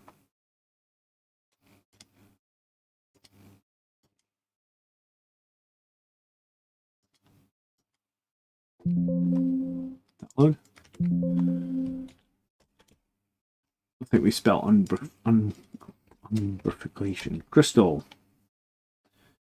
Once per battle in your command phase, you can remove the bearer's unit from the battlefield. If you do, there's a lot of stuff that lets you reposition / move stuff around. So he gets a blob redeploy. So he's probably with the squad of Terminators, so they can redeploy. They have the same turn off save strats.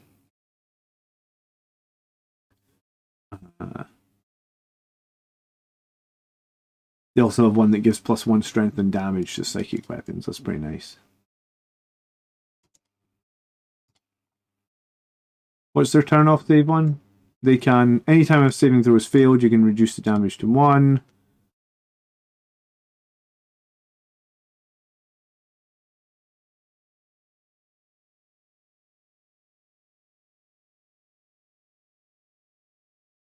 Oh, it's a Cabal spell. Ah, okay. So, they can give psychic weapons equip devastating wounds. Nice. And they also have...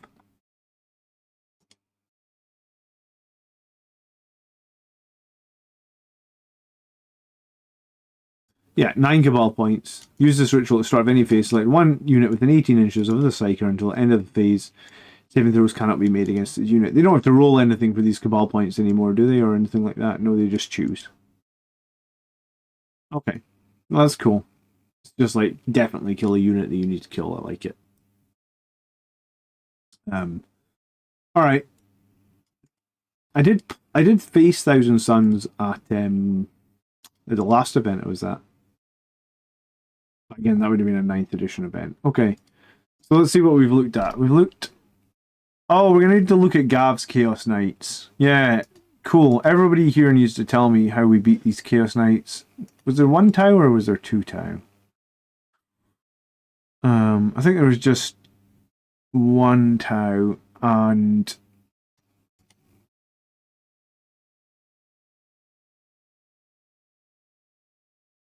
I was going to say, I don't really know what... I'm going to look at the Eldar. There's 2 Eldar.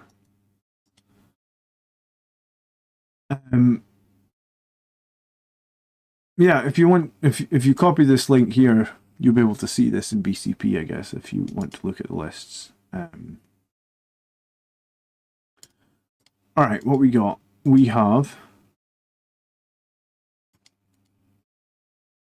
Eldar, Avatar of Cain. Oh, Incarn, man. I don't know if I like the Incarn rule, honestly. I think it should only be able to relocate once per turn. I don't think it should be able to relocate, like, on every unit, but whatever. Away Leaper, a Spirit Seer, Shadow Spectres, Swooping Hawks, Warp Spiders, Bay unit of Wraithguard. Wraithguard, I was going to say, are they still as broken as they were at the start of 10th edition? Because they're crazy, actually. And melee units against Wraithguard are going to have the worst time in the world, right? So they have the Wraith Cannon, which is Strength 14 minus 4d6 damage. Once per battle round, when an enemy unit targets this unit, after the user finished making attacks, it can shoot as if it were the shooting phase. So these guys are really hard to shift. Toughness 7, 2 up save, 3 wounds. The second you shoot at them, they can choose to shoot back. I guess their only weakness is the same as the Marines. Their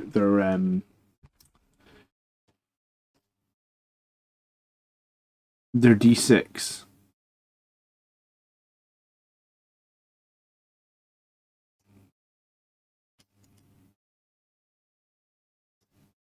So when I played Miles, when he was using these guys,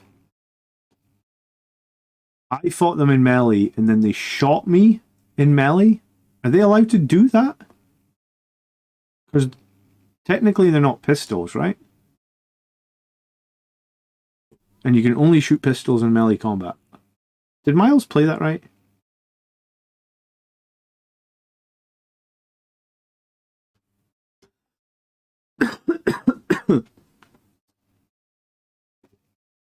So I'm sure I charged them. You know what, maybe I made a mistake and maybe I shot them with the Infernal Pistol of Sangry Guard and they shot back. Oh, they changed it. They changed it. They've been nerfed and don't have pistol now. Aha. Okay, yeah, because when you did that, Miles, I thought that was insanity. Okay, so they're not quite as bad as you would want to kill these guys in melee then, I guess now. And if you want to shoot them, this is the mistake I made as well. They don't have to shoot the unit that shot them. They can shoot at anything. So like I thought I could shoot them with like a guy like snipers 30 inches away, and then he couldn't shoot them. But it doesn't work like that. If I shoot them with a snipers 30 inches away, he can turn around and desecrate your unit that's only 8 inches away from them. So that's still scary, and you still need to be aware of that. And I'm honestly glad Miles killed me with that, because sometimes you only learn when shit like that happens. And you don't want to learn that at the tournament, like, oh, you can shoot anything with an 18. Okay, well, I'll shoot with these guys 24 inches away from you, and then you just blow up my squad of Sangre Guard, and your shooting's probably not going to do too much against them, because they've got 2 up save and 7 wounds and 3... Sorry, toughness 7 and 3 wounds, right? Ouch. Okay. So it's a big squad of Wraithblades. Sorry, not Wraithblades, Wraithguard. Night Spinner, a Warwalker, the Avatar Arcane, and the stupid Incarn.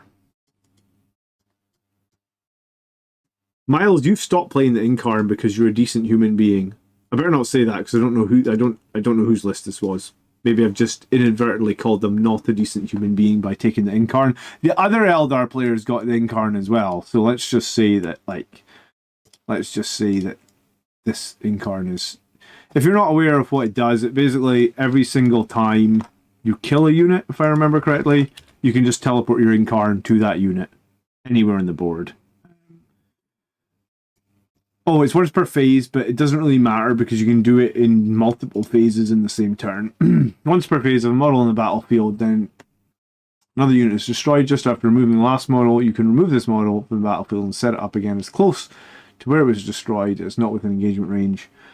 Each time an attack is allocated to this model, it halves the damage as well. 12 wounds, half damage, T10, 4 up influence save, and shenanigans to basically be all over the battlefield wherever the hell it needs to be.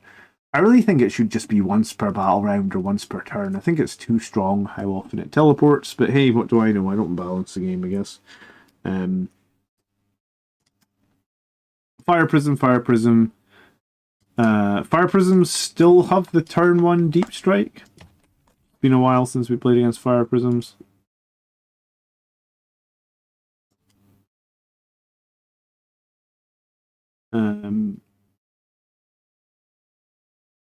Maybe it's not the Fire Prism. Each time there's a model selected to shoot, you can reroll 1 hit and you can reroll 1 wound.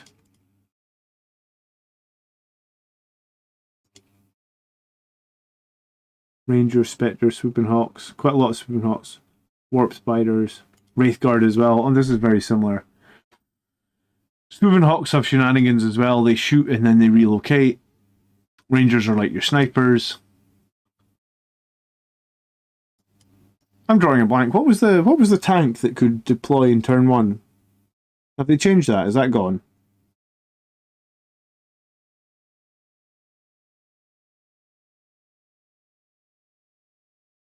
You can use grenades against the Incarn pretty decently well. Yeah, I mean, I guess anything that does mortal wounds. It was the Falcon that did that. Okay, so there's no Falcons to worry about. That's something.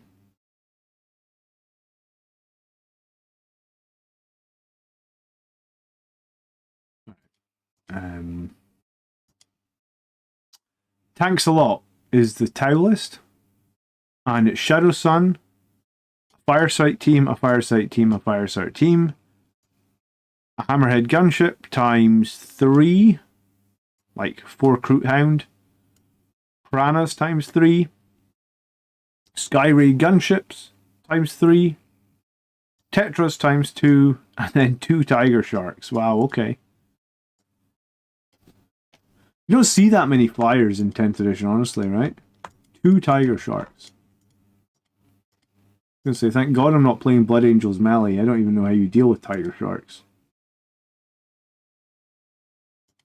Do they need a dash or something? I'm just going to search Tiger.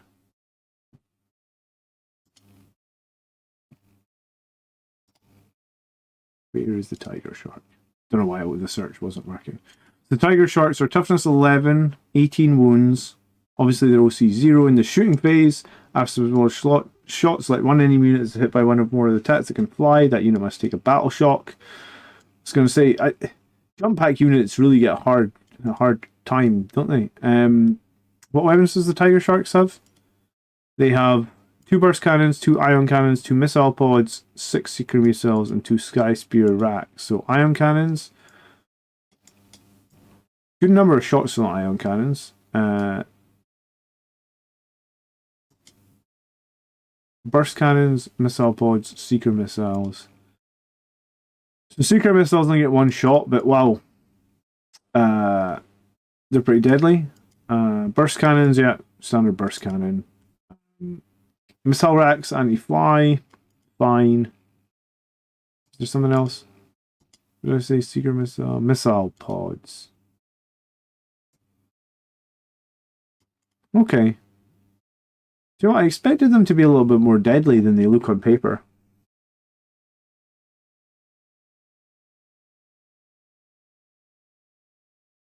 Which list is horrible, Gav? The Eldar one or the Tau one? I feel like the Eldar one. I'm not so sure the Tau one.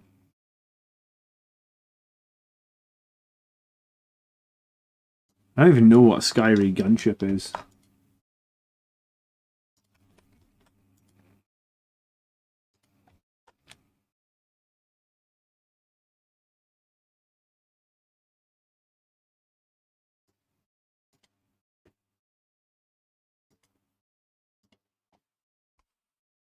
The Tau list gives you the fear? Okay. Each time this model makes an attack with a ranged weapon, unit can fly, you can reroll hits. Each time this unit is selected to shoot, you can reroll a hit or you can reroll a wound when resolving those attacks. One seeker missile rack.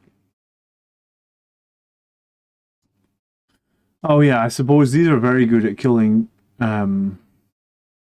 vehicles, aren't they? I'm going to read the detachment rule in Tau because I honestly don't know what they are. I need to understand the observer mechanic. Is this it? If your army is a Tau Emperor, then the shooting phase unit from your army can work in pairs to help each other target. When they do this, one unit is the observer unit, is the other a guided unit. The enemy units they're targeting is called the spotted squad. Each time you select this unit to shoot, if it is not an observer unit, it can use this ability. If it does, select one other friendly unit from this ability that is eligible to shoot until the end of the phase. This unit is considered a guided unit, and that friendly unit is considered an observer unit. Then select one enemy unit that is visible to both, and that is your spotted unit. Each time a model and a guided unit makes an attack against target their spotted unit, improve the ballistic characteristics of one, and their observer unit has the marker-like keyword, and the attacks have ignore cover. Each time a model and guided unit makes an attack, it does not target the spotted unit, worsen the ballistics characteristic of Scott by 1. Okay. And then I assume they've got stratagems. So where does the marker light rules come into effect?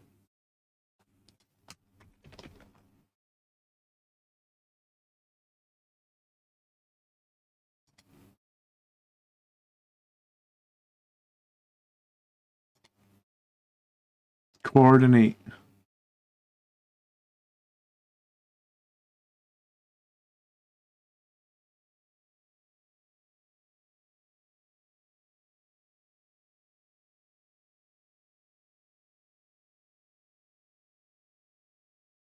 Tetras give full rerolls to hit as well. Wow, okay.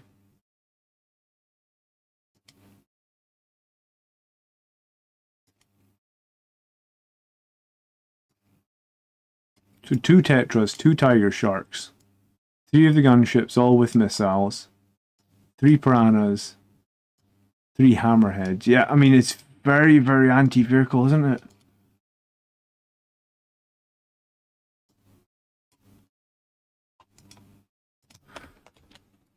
I don't know this guy that's playing Tau. Gav, is it going to be a challenge? Is he a good Tau player, or is he a good 40k player in general?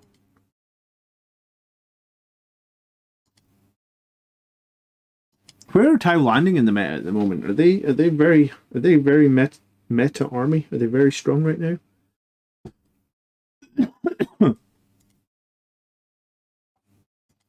Sorry, my website's taking forever to load.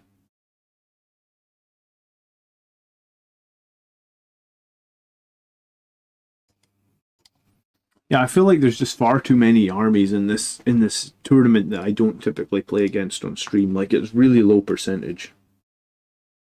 Oh, it's the Twisted Dice guy. Oh well, then he's probably going to be pretty good, right? Was he not like a YouTube channel called Twisted Dice or something? Is that not him?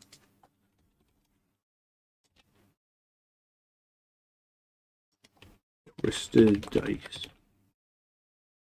Is this his channel?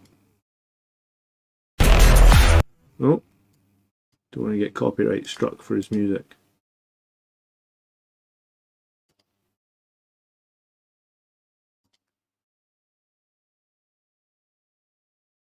I was just wanting to see a picture of him, but all will get on his channel. It's this guy, is it? Okay. Decent enough channel, though. Big channel, actually.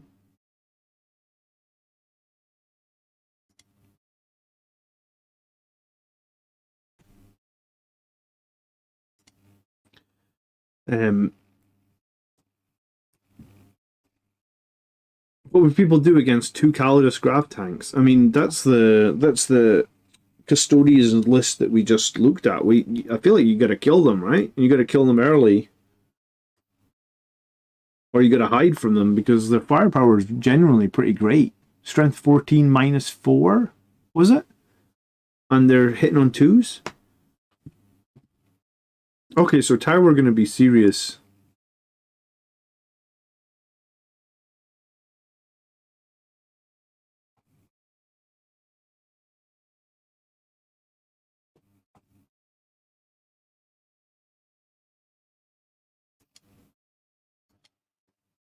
Alright. Yeah, maybe the Tau list is pretty scary. So apart from your list, Gav, is there anyone else, any other list we've not really had a quick look over? Looked at Grey Knights, looked at Demons, looked at Dark Angels, looked at Eldar, looked at World Eaters, looked at Khorne Demons. I mean, there's 3 different guard lists. I feel like I know what guard are going to be trying to do because I've obviously played a few games against guard. They're probably going to be oh, and I suppose there's a few different NID lists as well. But I feel like I kind of know what NIDs do.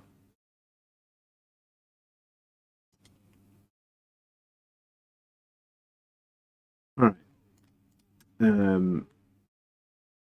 Chaos Knights.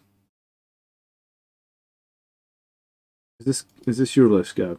Chaos Knights. Are you the only Chaos Knights player? No, there's multiple.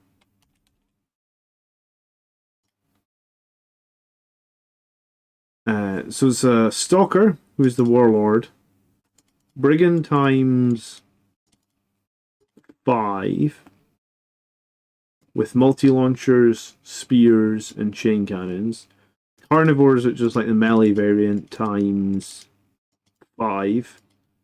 Slaughter Claws, Reaper chain cannons. They don't have too much shooting, the Carnivores, but they're very, very good in melee. And then Nurglings, and then a Blue Scribe, and then the Changeling, which we looked at before, and then I literally have no idea who this is. I'm not even going to try and say it. Oh, it's a named Herald of Slaanesh. Okay. A named Herald of Slaanesh. I guess she'll have some interesting shenanigans, otherwise why you would have taken her, right?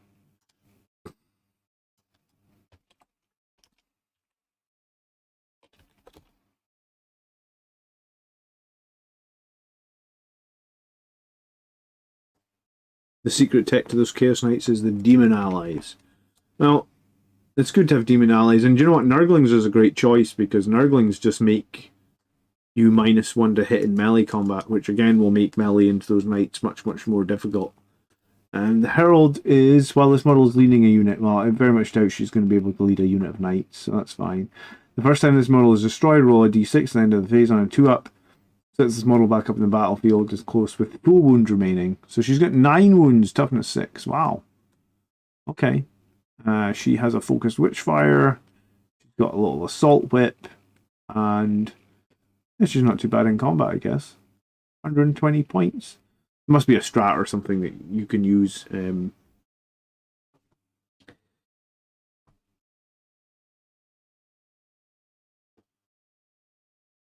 The main gotcha thing to look out for the Chaos Knights is that the carnivores can move/charge through ruins with a strat, so expect them to use that strat a lot. Wow.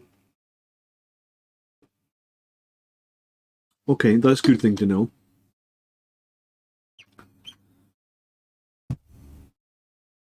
There was another Chaos Knight list though, right?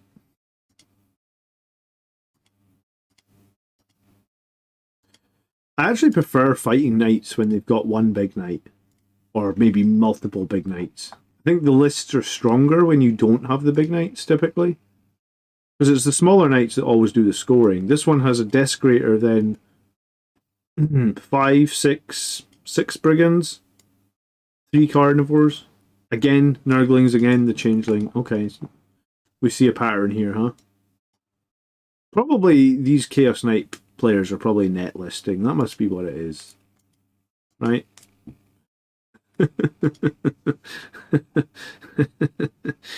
Definitely net listing here. But no, I think it's better. Like, I would prefer to fight against the knight list with the big knight because I can kill the big knight in one turn, whereas like with tons of little knights, it's harder for me, especially with like Oath of Moment only being on one target. When you put it on the big knight, it's easier. So yeah, let's have a look at these NID lists. Oh no, here's a guard list actually. Commissar, a command squad, an engineer, Death Corps of Krieg times 2, just infantry squads times 2, field ordnance, Carskin times 2, Tempest Scions, and then a Baneblade and a Basilisk, and then Scouts, Sentinels, and then Chimeras. Okay.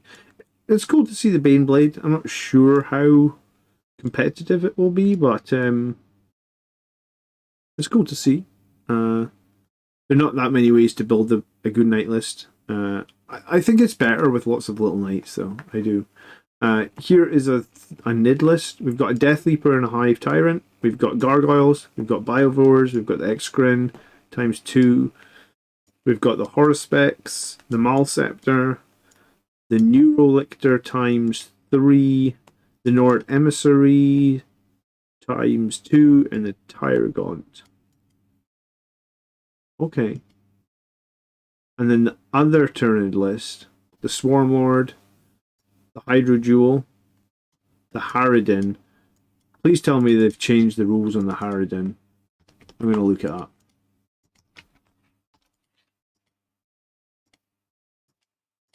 Ripper Swarms, and then another Hydrodual. Okay, well, yeah, that's a big monster beast. What's the rules on Harridan these days? Then just Seer and the Baneblade together are pretty good. Yeah, I mean, Baneblades are great, I guess. If you can't kill the Baneblade, it will do a lot of work throughout the battle, right? The Harridan. Each time this model is selected to shoot, you can use this ability. If you do so until the end of the phase, each time this model makes an attack, add 1 to the wound roll after resolving those attacks. Roll 1d6. Now 2 up, this model suffers d3 mortal wounds. Okay, I mean, that's not that exciting. D6 plus 6, strength 10, minus 3, 3 damage shots is pretty exciting, though, for a 30 wound, toughness 10. And then in melee, strength 14, minus 2d6. Okay, I mean, it's still pretty good. D6 plus 6 blast is nice. That's going to do a lot of work. I wonder, you know, like, wonder how all those big blobs of Deathwing Knights or Terminators will handle. I guess that's going to be like averaging like 12, strength 10, minus 3, 3 damage. It's pretty good. The emissary wasn't out when you last played against Nid. He's basically a big monster who sits on an objective with OC 15 and a 5-up. Feel no pain all game long. The Nord emissary. Or the Norn emissary. Let me see. Was he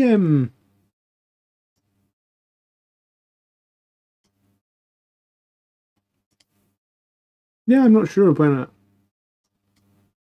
I'm not sure I've ever played against one of them. 16 wounds, toughness 11.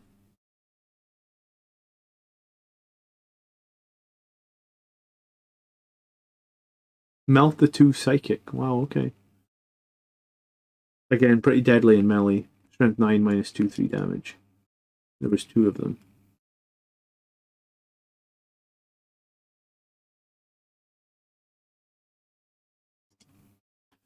Alright. Did I look at this one? Oh no, this is the third Tyranid list then.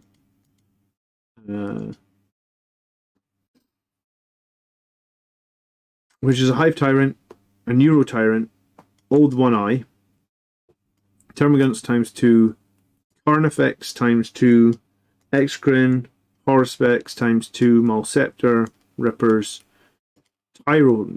Tyrannofex with the Acid Spray, and then Zonothropes and Tyragons. Zonothropes, my experience against Zonothropes was kind of weird in that, like, I didn't think they were very good. I know they kind of are good, but when I played against them, they didn't do well. The Tyrannofex Acid Spray, I think it's probably the best way to run it, because I feel like the Flesh Borer... No, what was the other cannon? Sorry. The Rupture Cannon is just too unreliable with 2d6 damage. It is strength 14. Sorry, strength 18 minus 4, but it's the 2d6 damage is pretty unreliable. Once per battle, when damage is allocated, you can turn it into 0. So I guess it's just a guy with a big Ball Predator flame cannon on steroids. Daryl says our Redemptor's good at the moment. Rule of Cool tells me to buy another in Painted Death Company. I've got one Painted Death Company. They are pretty cool.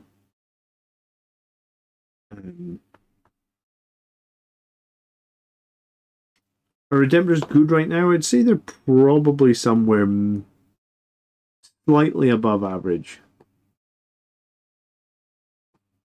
They do have good toughness. They do have -1 damage. There may be still 20 points too strong for me to consider. Yeah, I went over Tau like 10 minutes ago. If you wind it back like 10-15 minutes, you'll probably see it.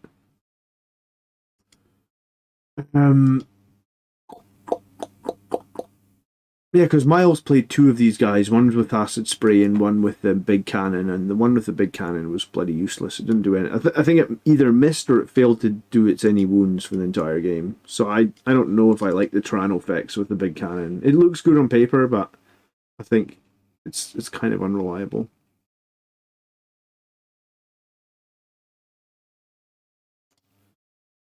Alright, I think I've given a quick look at every list that could be playing against. I know my first game was against Chaos Daemons. I said that at the start. I think that's it. I don't know how much of this I'm going to remember, but I mean, I think it's good to, at least if you're going to a tournament with like 20 people like that I am here, it's good to at least look at some strategies. And then I guess when the thing is that what can then be good, I suppose, is when you finish your game 1 and they make the draw for game 2, you're not looking at a complete blank canvas, if that makes sense. You have had a little look at the list. You have sort of figured out some of the things you might need to be aware of. I didn't realise that Grey Knights were quite so tricksy. I didn't realise that the Dark Angels Terminators can potentially do so much damage. That was probably interesting. Didn't realise that Chaos Knights can charge through ruins. That's definitely horrendous.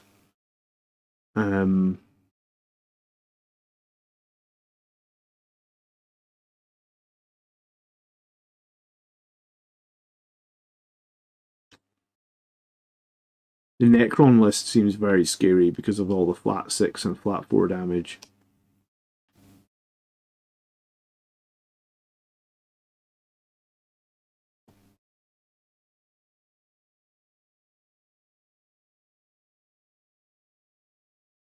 I would say most tournaments make the lists public a few days before, yeah. You usually have to lock them in like a week before the event. So they had to be locked in on Monday night at 9 p.m. and then after that they make them public, and then last night they drew the first matchups. So yeah, I'll post a few pictures from the event for sure, and I'll maybe make a video about some of the stuff I learned for sure. I'm sure there's going to be a game where I forget a rule or something comes up and bites me, and when it does, hey, it's a learning experience, I guess. It is my first tournament in 10th edition, so I have no idea how it'll go. Because I've played so little of this in the meta, it does make me feel a little bit overwhelmed, in that, like, there's so many armies in 40k now. And because I only play one game a week, which I always think one game a week is not much. But, like, I feel like Gav, who's here tonight in the chat and stuff, and is a really good player, arguably might win this event. I don't even know if Gav gets to play one game a week. I spoke to Matthew a few weeks ago. Matthew with the Necron list that's here. I actually spoke to him today on like Messenger on Facebook, telling him, like, just talking a little bit about the event and asking him again if he wants to come on the channel for a game at some point, which he does. He just, he basically said, like, he's got kids as well, and it's like it's hard to sometimes get more than one game a week, and when there's like 30 different armies to play against, and I don't know about you guys, but I don't got 30 different friends. I have I probably have more than 5 friends in real life. I get 10 friends, and half of them play 40k, so I can only get games against the people that I know. It's kind of hard, actually. Like, there's just so many armies in 40k now. Antonia says I play every other week if I'm lucky. So I was going to say I usually play on Wednesday night, so obviously I'm not playing tonight. And because I have a 1-year-old baby, sometimes my wife just says, like, hey, it would be better if you didn't play this week. And usually when she says that, I just, like, I don't fight with her. I just say, sure, I'll only play 3 times this month, So it's like, realistically, like 40 games in a year on Wednesday nights is probably pretty good for me. Assuming you play your same friends, it's and some of them have the same army. Man, it's hard. It's hard, I guess. I guess that's why channels like Art of War exist, and Tabletop Tactics and Tabletop Titans. I mean, if you want to see the whole of the meta, I guess I can't give you that because I cannot play as much as if I could quit my J job, sure. But yeah. Vanguard Tactics as well is another one. So if you want more 40k content, those are the places to go to. Sometimes those guys shout me out, so it's only fair I shout them out as well. If a hover tank shoots its cannon, does it fly backwards? I mean, statistically, gravity and physics would probably say it does fly backwards. And I believe, Daryl, if we go back a few editions, used to not be able to shoot demolisher cannons after you'd moved in the same turn, because the lore behind it was if you shot the demolisher cannon as you were moving forward, the cannon would make the vehicle flip over upside down. I'm convinced that was there in 40k like 20 years ago. I'm convinced that you were not allowed to shoot your demolisher cannon when moving. But I could have rose tinted glasses on that one. Someone else will remember.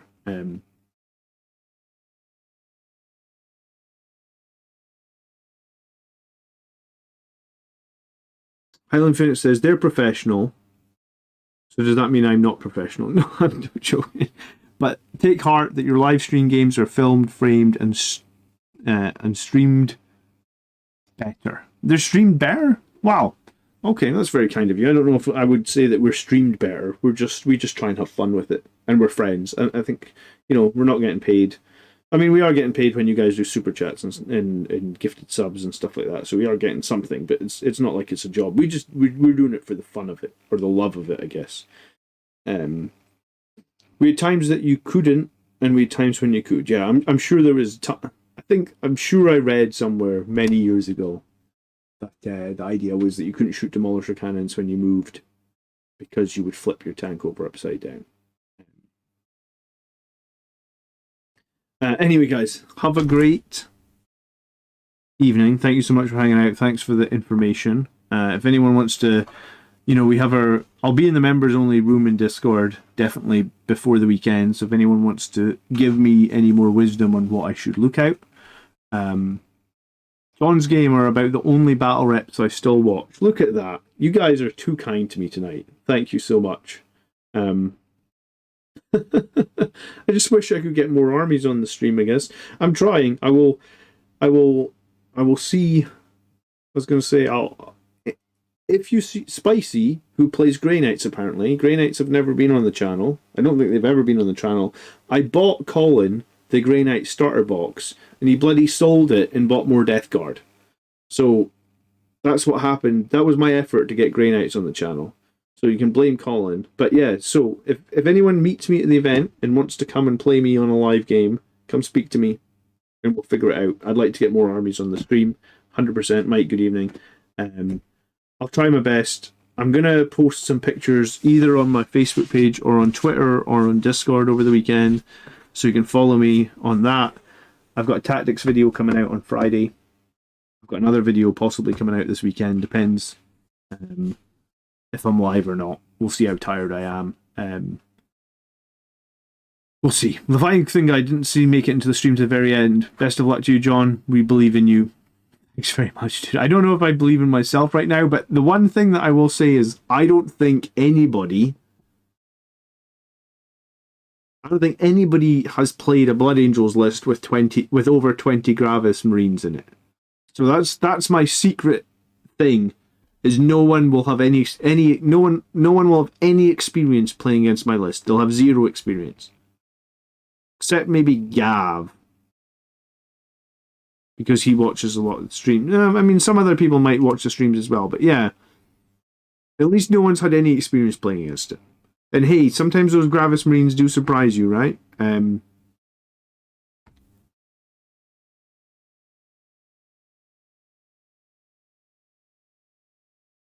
Good luck all the way from Chicago. Thanks so much, Max. Guys, before you head out of the stream tonight, please leave a like on it. It does actually help me out so much with YouTube promoting the channel to other people. Yeah, I mean, the thing is, Spicy, you've watched the battle rep, but when you meet me in person, my aura and the strength of Sanguinius embodied within me will intimidate you, and you'll make mistakes, and you'll roll ones. You know what's going to happen. I don't know. I'm still waiting for a tournament where I have like a really amazing, like I've never been to an event where I've just like rolled hot for like a couple of games or something like that. I'm still waiting for that. I don't know if it ever happens. So yeah, you should attend the event in your kilt. That would help. Yes, it might help. I think I'd like to attend a Las Vegas Open one year in my kilt. That would get people talking, eh? But yeah, that's another day when my kids are much older and not a nightmare to deal with. So yeah, have a great evening, guys. I'll see you on Friday in the tactics video. TTM says, I thought you were going to say your aura of salt will dehydrate your opponents to death. I mean, yeah, I do.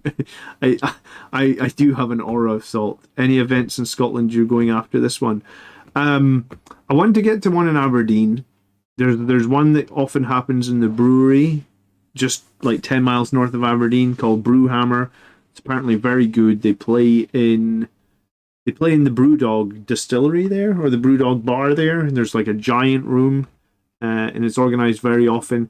I have not gone to any events that require me to stay away from my house overnight.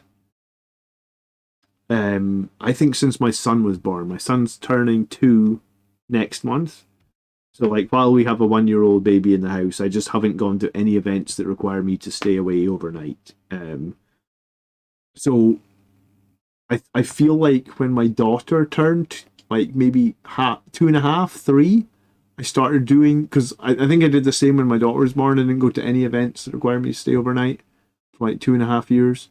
So I think like probably the same with my son. So maybe like the middle of next summer, I can start thinking about going to events that require me to stay overnight again. Just because, man, if you have 2 kids under the age of 5, trust me, it is a lot. Like, you need to be able to like time out and walk out the room. And if I'm away overnight and my wife can't do that, trust me, it's a lot. So yeah, I haven't got anything lined up after this one, but yeah, in 6 months' time, it's going to get like a lot easier for me. And I do want to go to some overnight events again. I just haven't done it. Cool. All right, probably better to take home the Sportsmanship Trophy than the Victor's Trophy anyway. I mean, I could try for sportsmanship. I feel like I won it last time, so I could go for sportsmanship. Maybe that's what I should do. Maybe that's what I should make the channel about. I mean, I remember watching like a couple interviews with Steven from Vanguard Tactics, and he always says like, well, one of the principles from Vanguard Tactics is like he wants people, when they go to an event, if they see someone wearing like a Vanguard Tactics t-shirt or shirt or whatever, he wants people to know that like they're going to get like a really good, upstanding, fair game of Warhammer 40k. Like it's going to be a fun game for them, win or lose, you know, because like the person who has that Vanguard Tactics top on is going to be like really respectable and honest and decent and etc etc etc. And like honestly, that probably resonates more with me than winning. I mean, I like to win, don't get me wrong, but I think what Steven's doing is awesome. I saw an interview with him with like Mini Wargaming where he was saying that basically that's what he wanted Vanguard Tactics to be, and I thought it was kind of awesome. So good for him. I don't know, we'll see. Saturday morning, things may change for me, but regardless, you know, I'll play to my sort of high standard and take it from there. So have a nice weekend, guys. I'll see you on Friday for the tactics video. Take care. Peace.